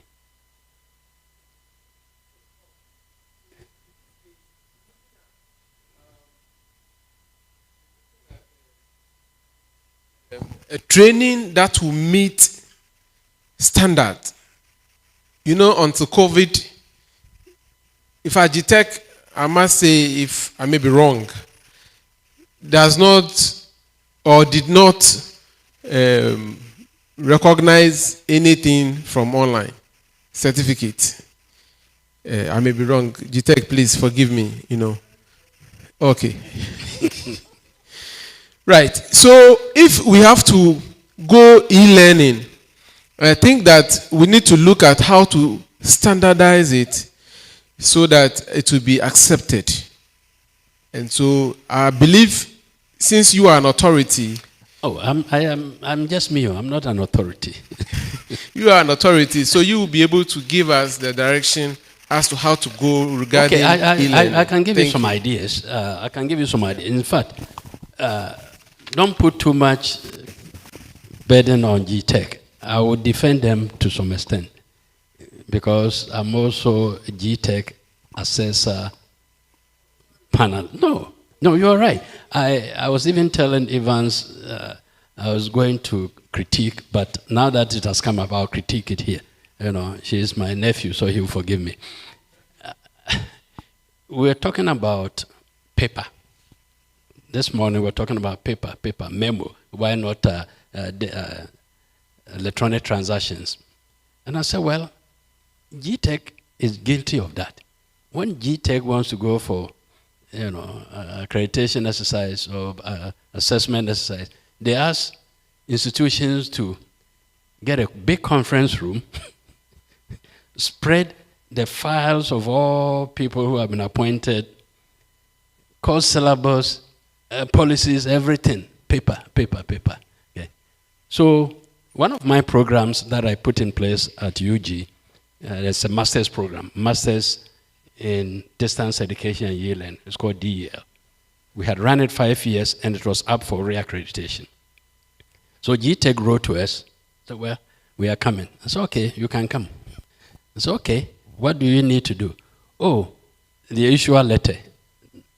We need all these documents, hard copies, sent to assessors, then when they come. I said, well, we are not producing hard copies because we don't have them. The documents you are looking for are in the computer. So we will send them electronically, and then when the panelists come, we will open up Sakai and show them. Because how we deliver the course, the evaluation, the lessons plan, the lessons, they are all there. I can't print all of them. Grading, they are all in the system. So finally, they agreed, and they came, and we passed. You know, so if indeed you have done the work, and the problem is, sometimes the online system is not the problem, but the people who do the delivery. Yeah. During COVID, some of my colleagues were using WhatsApp, and they call it online learning. They were using just email, they call it online learning. Oh, how did you receive the, oh, I asked the students to WhatsApp me the answers. There's no trail of that. Okay? So it is how you train yourself to do the work, and it's not an easy work. Because you can't just come unprepared and think that you come and tell stories and the class period is over. Because it is based on not only the classroom 1 hour or 2 hours, but it is 24/7. Because you design your course in such a way that it is available anytime and work can be done anytime because it's self-paced. And of course, when assignments are due, they are due. So the training I'm talking about here is training in course design, in instructional technology, in assessment and facilitation.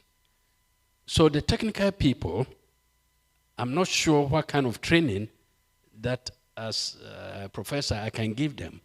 But if they want to be trained, Lucas is here. I think Lucas knows about 3 of your people, well, of course, as when you were Sito, got trained under me. They took the masters in distance education and e-learning. So they were able to understand what the instructor is able to understand and do. Okay. One was in HR, trying to remember his name. Then one became the IT guy for graduate school. Then Alaji. Okay. Then Eko also took the class. So 4. So I trained them, and now, is anybody here from Ghana Communication Technology University? You're from there? Okay. You know Justice Quay? He's your colleague. Okay. I trained him. He came and did the DEL, Masters in Distance Education and E-Learning. Okay. So if it is that kind of training, it's a master's program, but I can tailor it down from 1 year to maybe 6 months, depending on how deep your pocket is, so that we can work it out. Yes. Because I have to bring my team, I have to bring my head into it, I have to bring my stomach into it, and yeah. But it's workable because I've done it, and I continue to do it. Okay. Now, the other question you asked is about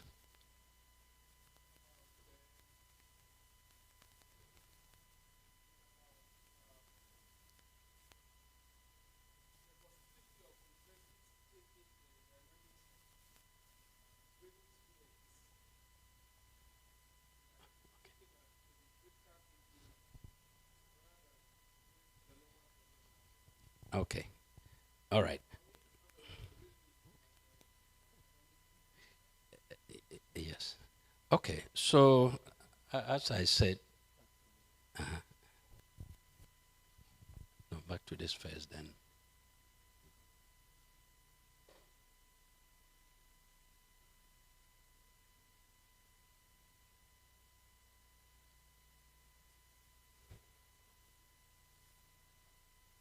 Okay. There's a link here, and this time I hope it works. Okay. AI-powered learning management system is the future. I said it earlier on, but I wasn't able to show the link. So whatever learning management system you are using, you have to ensure that the tools that are in there are well utilized. Because they have, all learning management systems have similar tools, except that the names may be different and the functionalities may be different. But if you're able to understand, as an IT person, if you're able to understand how the tool works, then you will need a little bit of instructional design technologies to understand how to use the tool. Okay? Because the tools are not just tools. They may be just tools for you, but for the teacher, they are tools for teaching. And for the student, they are tools for learning. So you have to know the pedagogy. You have to know how to create the analytics. You have to know how to set up for personalized learning and enhanced automation, gamification, collaboration, flipped classroom, all of these video conferencing. You need to know all of that. Okay. So I'm going to show you my typical Sakai course site and show you how all of these tools, I have utilized them over the years. As I said, Sakai, I started with it in 2012. So it's what, 11 years now since I've been doing Sakai. That's here. But I've been doing e-learning for over 20 years, you know. And I've been dealing with various learning management systems. And Sakai is the latest one. I've dealt with Blackboard, Moodle, WebCity, QL, you name it. Okay. So this is, okay.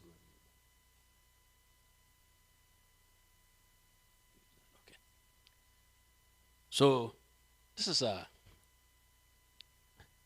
typical site. It's one of my core sites. Okay. So you see the sections. All the sections there are lessons tools. Okay. So if I open one, you will see how the lesson had been planned. Okay. So an instructor needs to plan the lesson. You can't just in the middle of the semester say, this is what I want to do. You have to plan it the whole semester. Okay. And put even the deadlines for things to happen, all of them to happen. Okay. So these are the tools. Now you see Zoom there. The first one, you see syllabus there. The course syllabus is posted. Okay. It's there. It's your Bible, it's your Quran, it's your Torah. You use it all the time. And you can revise instantly and repost. Next to it is the Zoom link. So Zoom is embedded in there. So you don't have to create a new Zoom account because it's an external tool which has been embedded, okay, in Sakai. So once you are in there, you can do all the things that Zoom will allow you to do. Then these links are all lessons. Okay, so you scroll down. Okay, scroll down. There's the assignments tool. There's the lessons. Okay, then. Okay, hold on. Assessing year resources. That is also good for the librarians because UG BAM Libraries link is here. So you don't need to go to a library. Once you're in Sakai, the link is embedded in there. You click on it, the whole BAM library and its external connections get available to you. There's the calendar there. Scroll down. Let's see. Resources, discussion forum is there, tests and quizzes. Scroll down, grade book. Okay, continue going. Dropbox is there, chat room. Okay, email archives, UG library systems again. Okay, and then site info, rubrics, messages, statistics. And this statistics gives you information about every student. How many times they have gone to a site, how many times they have opened a folder, when they submitted the assignment, how many times they are late in submitting the assignment, how many times they were very close to the deadline. You have all of that. Okay. There are wikis for collaboration. Scroll down. Okay. Commons, there's the polls. So when you have all of this, then as an IT person, you need to know how each of these tools work so that you'll be able to guide the instructors or the lecturers how to use these tools effectively.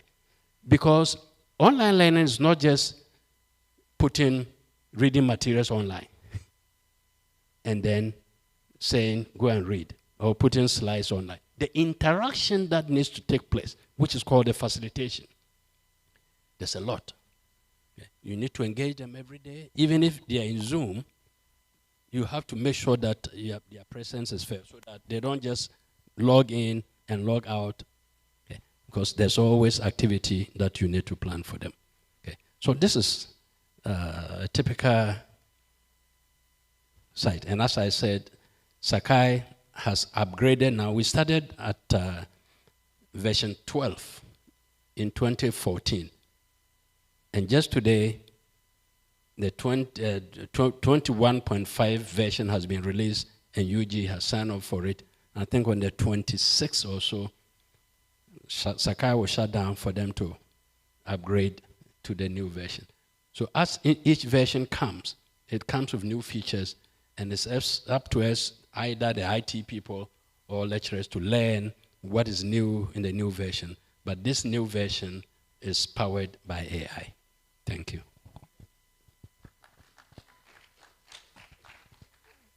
Thank you very much, Prof. We'll take the very last contribution or suggestion, question.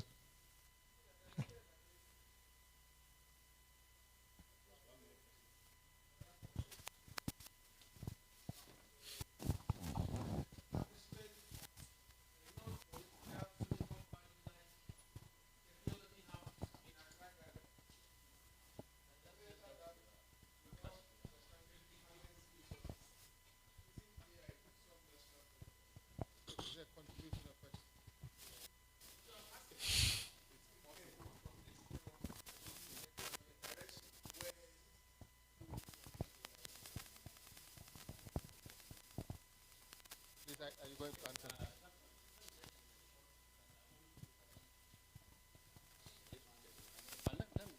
See, the issue of non-political is very, very important. It's the centerpiece of all our systems, whether it's education, health, even road network. We should, as a country, believe in ourselves and be guided by principles of honesty, integrity, and the love for country, not by political manifestos.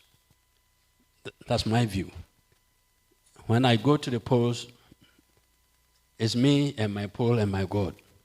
But when it comes to development issues, especially when it affects all of us, we should look at the national interest. When COVID came, GTech did not have a policy on online teaching and learning. So what GTech did was ask institutions to develop a policy to be shared. And I was a member of the committee that developed the UG online teaching and learning policy. So we submitted a draft to GTech, and as an institution, we work it out ourselves, got the feedback, and then now it's a policy.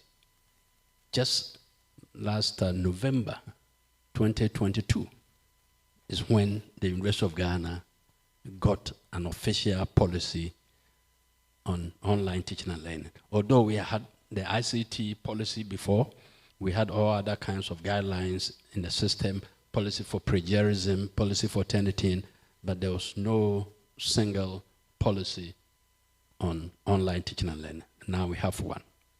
What is also interesting is that UG at 75 has not developed one single policy on teaching and learning. Why? Because we had documents scattered all over the place. So again, the university has asked some of us on the committee to develop a new policy for teaching and learning. So we are linking the existing policies to this new policy we are developing. I think we have 2 more meetings, and then we will finish with the policy for the Provici. So I can absorb GTech on the issues of policies because I don't think there are enough hands there. They mostly rely on consultants, but maybe Evans will speak for himself.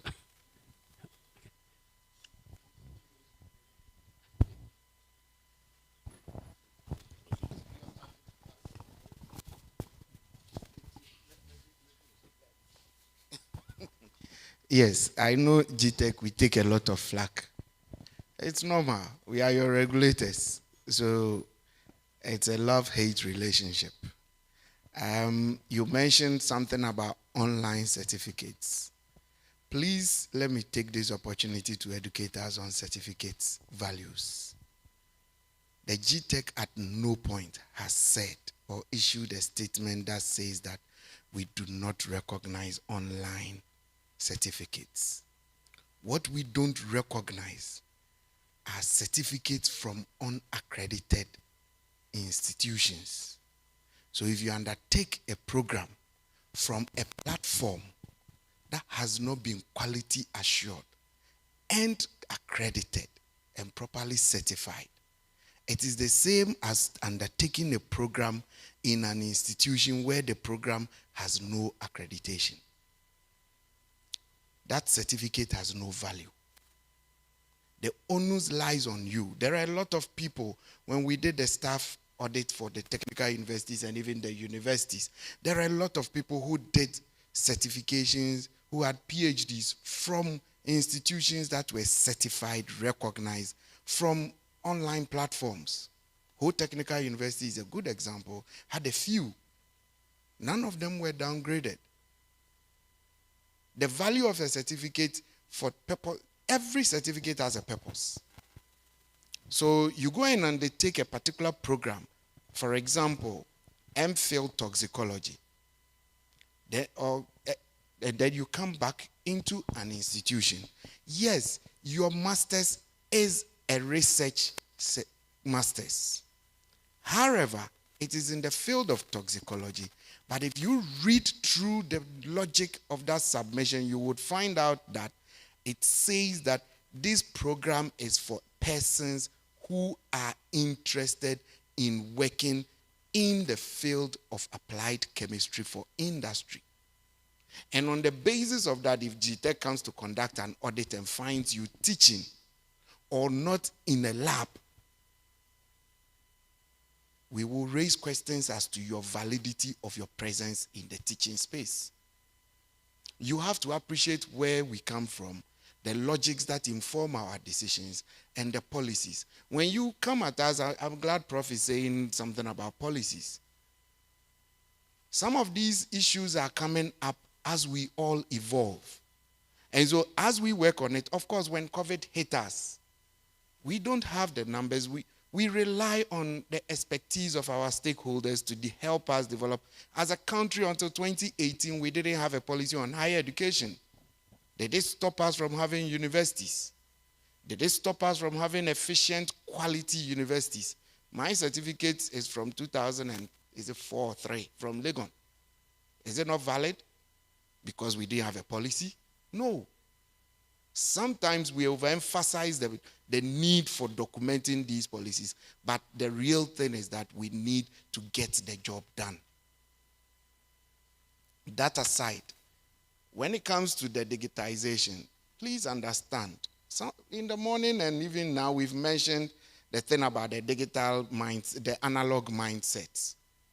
And I was having a discussion with my uncle, and I pointed out to him that on the GTech side, we are very comfortable going digital. As we speak, a lot of the lecturers, if you ask them, have applied to become assessors for programs. Initially, you write a letter. Now they fill a form online. and then they are empaneled online. But some people still live in the old mindset where they still insist that they must be given the hard copies. In that instance, the assessor, the consultant you have taken on to do the assessment says, most cases, he's the only expert. In the whole country, we have only one maximum. Is it that those surgeons who do the facial thing, Maximo something? They, what, Maximo? Yes. We have just about 2. So imagine UDS wants to run such a program. The man is 70 years old and insists that he wants a hard copy. Are you going to insist you give him a digital copy? Let us be realistic, brothers, sisters. We are in a dynamic environment. The GTech tries to stay abreast with the times. But sometimes we are a bit delayed because of our funding challenges and other stakeholder influences. But whatever be the case, we always go back to the institutions like COVID. We knew we didn't have a national online policy. We went back to them and said, look, you are going to implement this. Give us how and what you think you will do in running your own online spaces. And we will now measure you to them. Tell us what you said you will do.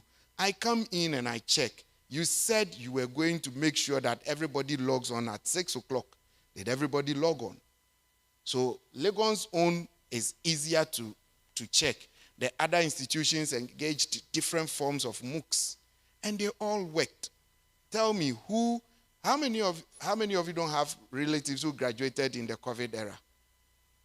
Are their certificates not valid because we didn't have a national policy on online teaching? Then in that case, then GTech should tell you that we don't recognize those certificates too because they were online. But that's not the case. Online certificates have always been valid. It is the source, the quality assured and certified credibility of the source of those certificates that has always been questioned. Thank you. We'll take the last one. Thank you very much. 2 quick issues, of course, comments. One is about the AI. I think we can stop talking about policies, unfortunately, because we need policy to guide what we do. So we can stop. I think most of our universities, and that's how come we check them to ensure that we meet at least the criteria and have the minimum similarity index. But most of us don't have policy on AI, how much is allowed. And it's something that we have to start talking about. How much AI we allow in a thesis, in a project work, in an assignment, must also be determined by policy. That's very important. I ran a test just about 3 days ago, and the AI was about 72%, while the plagiarism was about 16. So, contradiction. So, why my university policy is that you must not exceed 19% for plagiarism, but AI, there's no policy. So I was drawing the person's attention that I'm even more concerned about the AI because the person has done a lot of machine work. So we need to start that conversation. Then the other point is on the use of the learning models. I think from my experience, university orientation has become monotonous. Sometimes we orientate students and faculty. It's not a ritual thing. But I think now that we are bringing new things, we should spend more time on this orientation. Because some of the students are still struggling in the use of these learning systems. Most of them are still struggling. I've seen students even depend on their friends to access their portals and get assistance systems. I've seen a lot. I'm waiting for my friend to even access their academic records. I want my friend to print my records for me. I've even seen some of my staff even depend on their friend to print their payslips for them. They don't even know the procedure to access. They say, how can somebody print your payslip for you? So I think that we should have this in mind as we are using these things, that the people who use these things need more orientation, more training. Let's not take that for granted at all. People at different levels. And apart from the regular orientation that we should have for them, can we have some computer-assisted tutorials on our websites that those who are slow in learning can go and practice this more and more and get used to it? I'm sure it will help. It will make the system more efficient. Thank you very much. Thank you very much. I said that was the last one because we are far, far, far, far.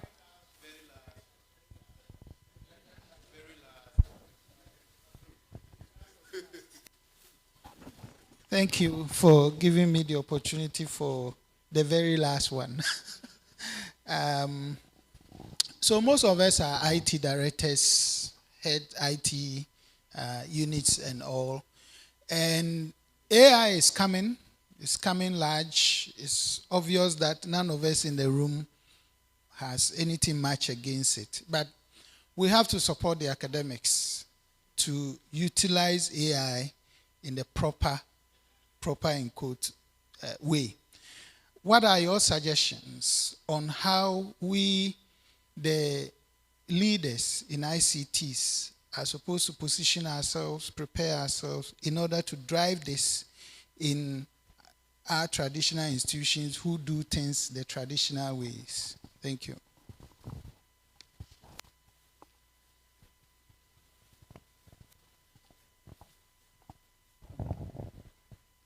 Thank you.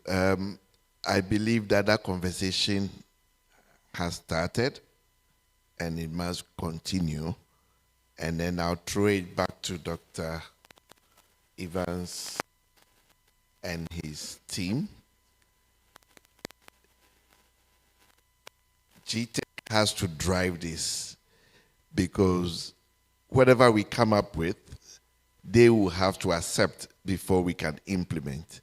And they need to create that framework within which we can operate. They need to come up with the policies. So GTEC will have to lead the way by guiding the tertiary institutions to develop something that they can then run a policy around, and then we move it up from there. If we want each institution to do its own, I don't know how that will play out, but I believe that if GTEC gives us a framework, we can work within that framework, and it will help them also develop the policy for it. Otherwise, we will embrace it and run with it, and before they come and give us the rails to guide us, we may have done beyond what they could stop. So, Doctor, please, you understand. Thank you. Yes. In the meantime that we are waiting for GTEC to do its magic, as technical people, as instructors, we should also be reading around, because there's a lot of information online. There's a lot. We should be reading around to understand ourselves how these transformers, especially the generative, transformers, how they are working. I don't need to understand the code. I don't need to understand the computer language, but I should be able to understand how it works and how it affects my teaching and my learning. That's all what we can do. And then let the scientists go to the lab and do what they do best. I mean, I don't have to have knowledge of how Android phones are done. But once there are applications on here, I should be able to enjoy the applications. I have my Sakai mobile here. I have a chat GPT here. My banking, everything is here. That's all what I need, because they are made for me to enjoy my life. They are made easy for me. So the same way that OpenAI had been made or had been developed and launched for our comfort and benefit. So we shouldn't shy away at all from trying to understand. Okay. I'm sure by the end of the year, ChatGPT will have even evolved into something else. So in one of my slides, I simply said, the future is unknown. The future is unknown. So what we know now is what we're dealing with. But to predict the future of tertiary education in Ghana with OpenAI is anybody's guess. What I can say comfortably is that learning management systems have come to stay, and they have been improved, and AI tools have been embedded in them. We need to learn how to use them effectively to teach and create better learning outcomes for our students and go beyond the simple testing, one final exam 70%, one IA 30%, then the student passes. No, every week there has to be something. Every week there has to be an assignment, both individual and collective, so that together we can develop ourselves and develop the next generation. Thank you. Thank you very, very much. With a hand of applause, let's thank our panelists upstage. And we will invite Professor Kwenu to round everything up and give us a short message. Let's put our hands together for him as he comes up. Please clap till he gets here.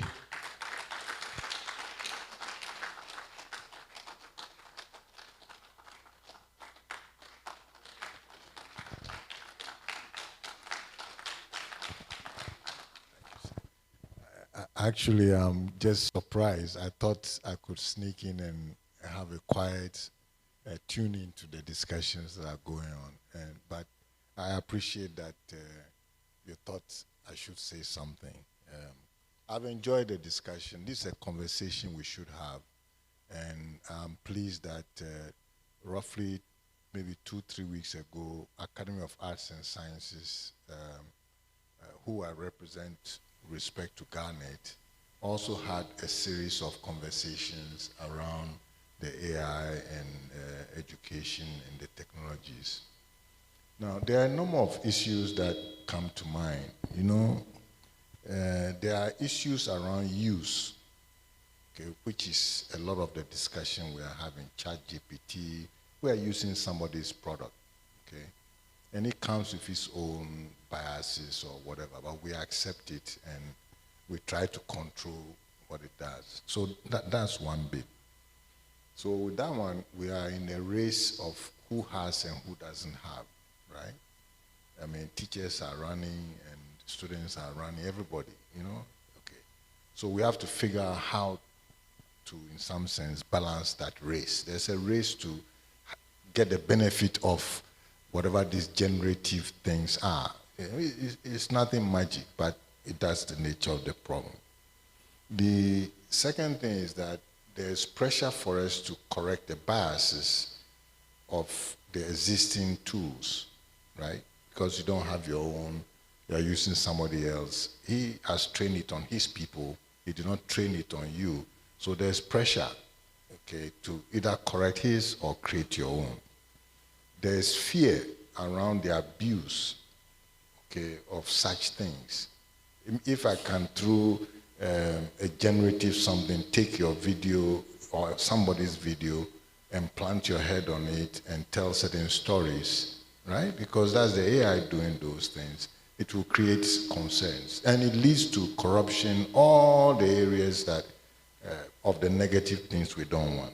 Now, it also, on the generative side, the use, I mean, leaving the use side, on the creation side, you have a big problem that technically we don't have a good solution yet. The AI is not good at explaining himself. Okay? Yeah, he gets the answer. But is he going to show you the weights that he used to get the answer? How is he going to explain it to you? So it's not as visible to some extent, and that creates fear. You know, it creates fear. You begin to imagine there will be singularity and machines will take over and so on. The only thing I can show you is that in computing science, we have limits on what we can create. Okay? You cannot create a machine that will tell another machine halts or not. We can't. We can prove it to you every time. You cannot create a machine that will always tell you that some statement is fake or true. You can't. It is the decision problem, on Chaidong problem, they call it.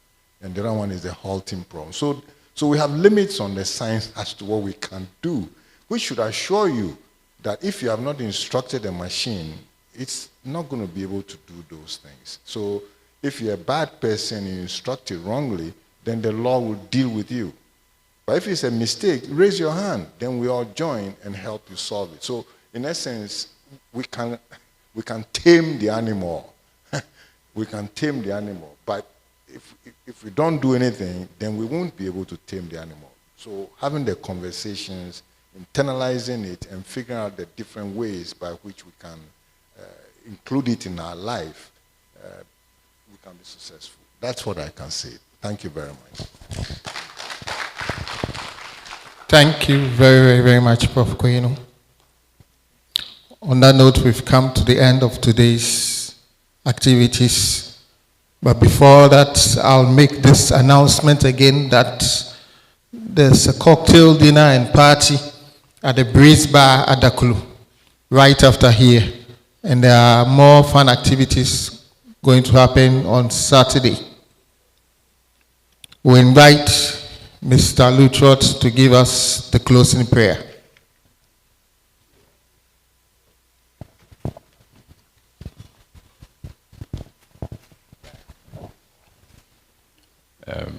I think we should all stand. Oh. Yes, please.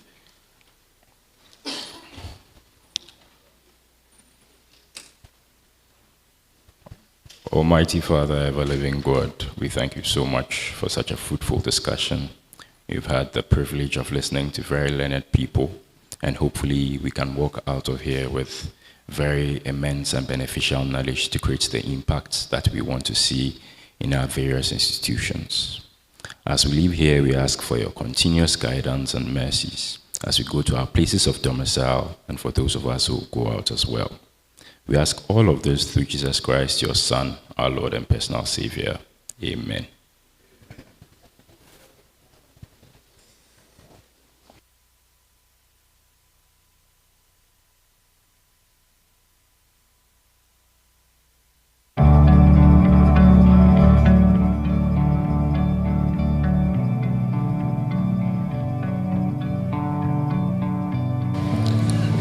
You can kindly sit down. The bus is yet to come. It's on its way.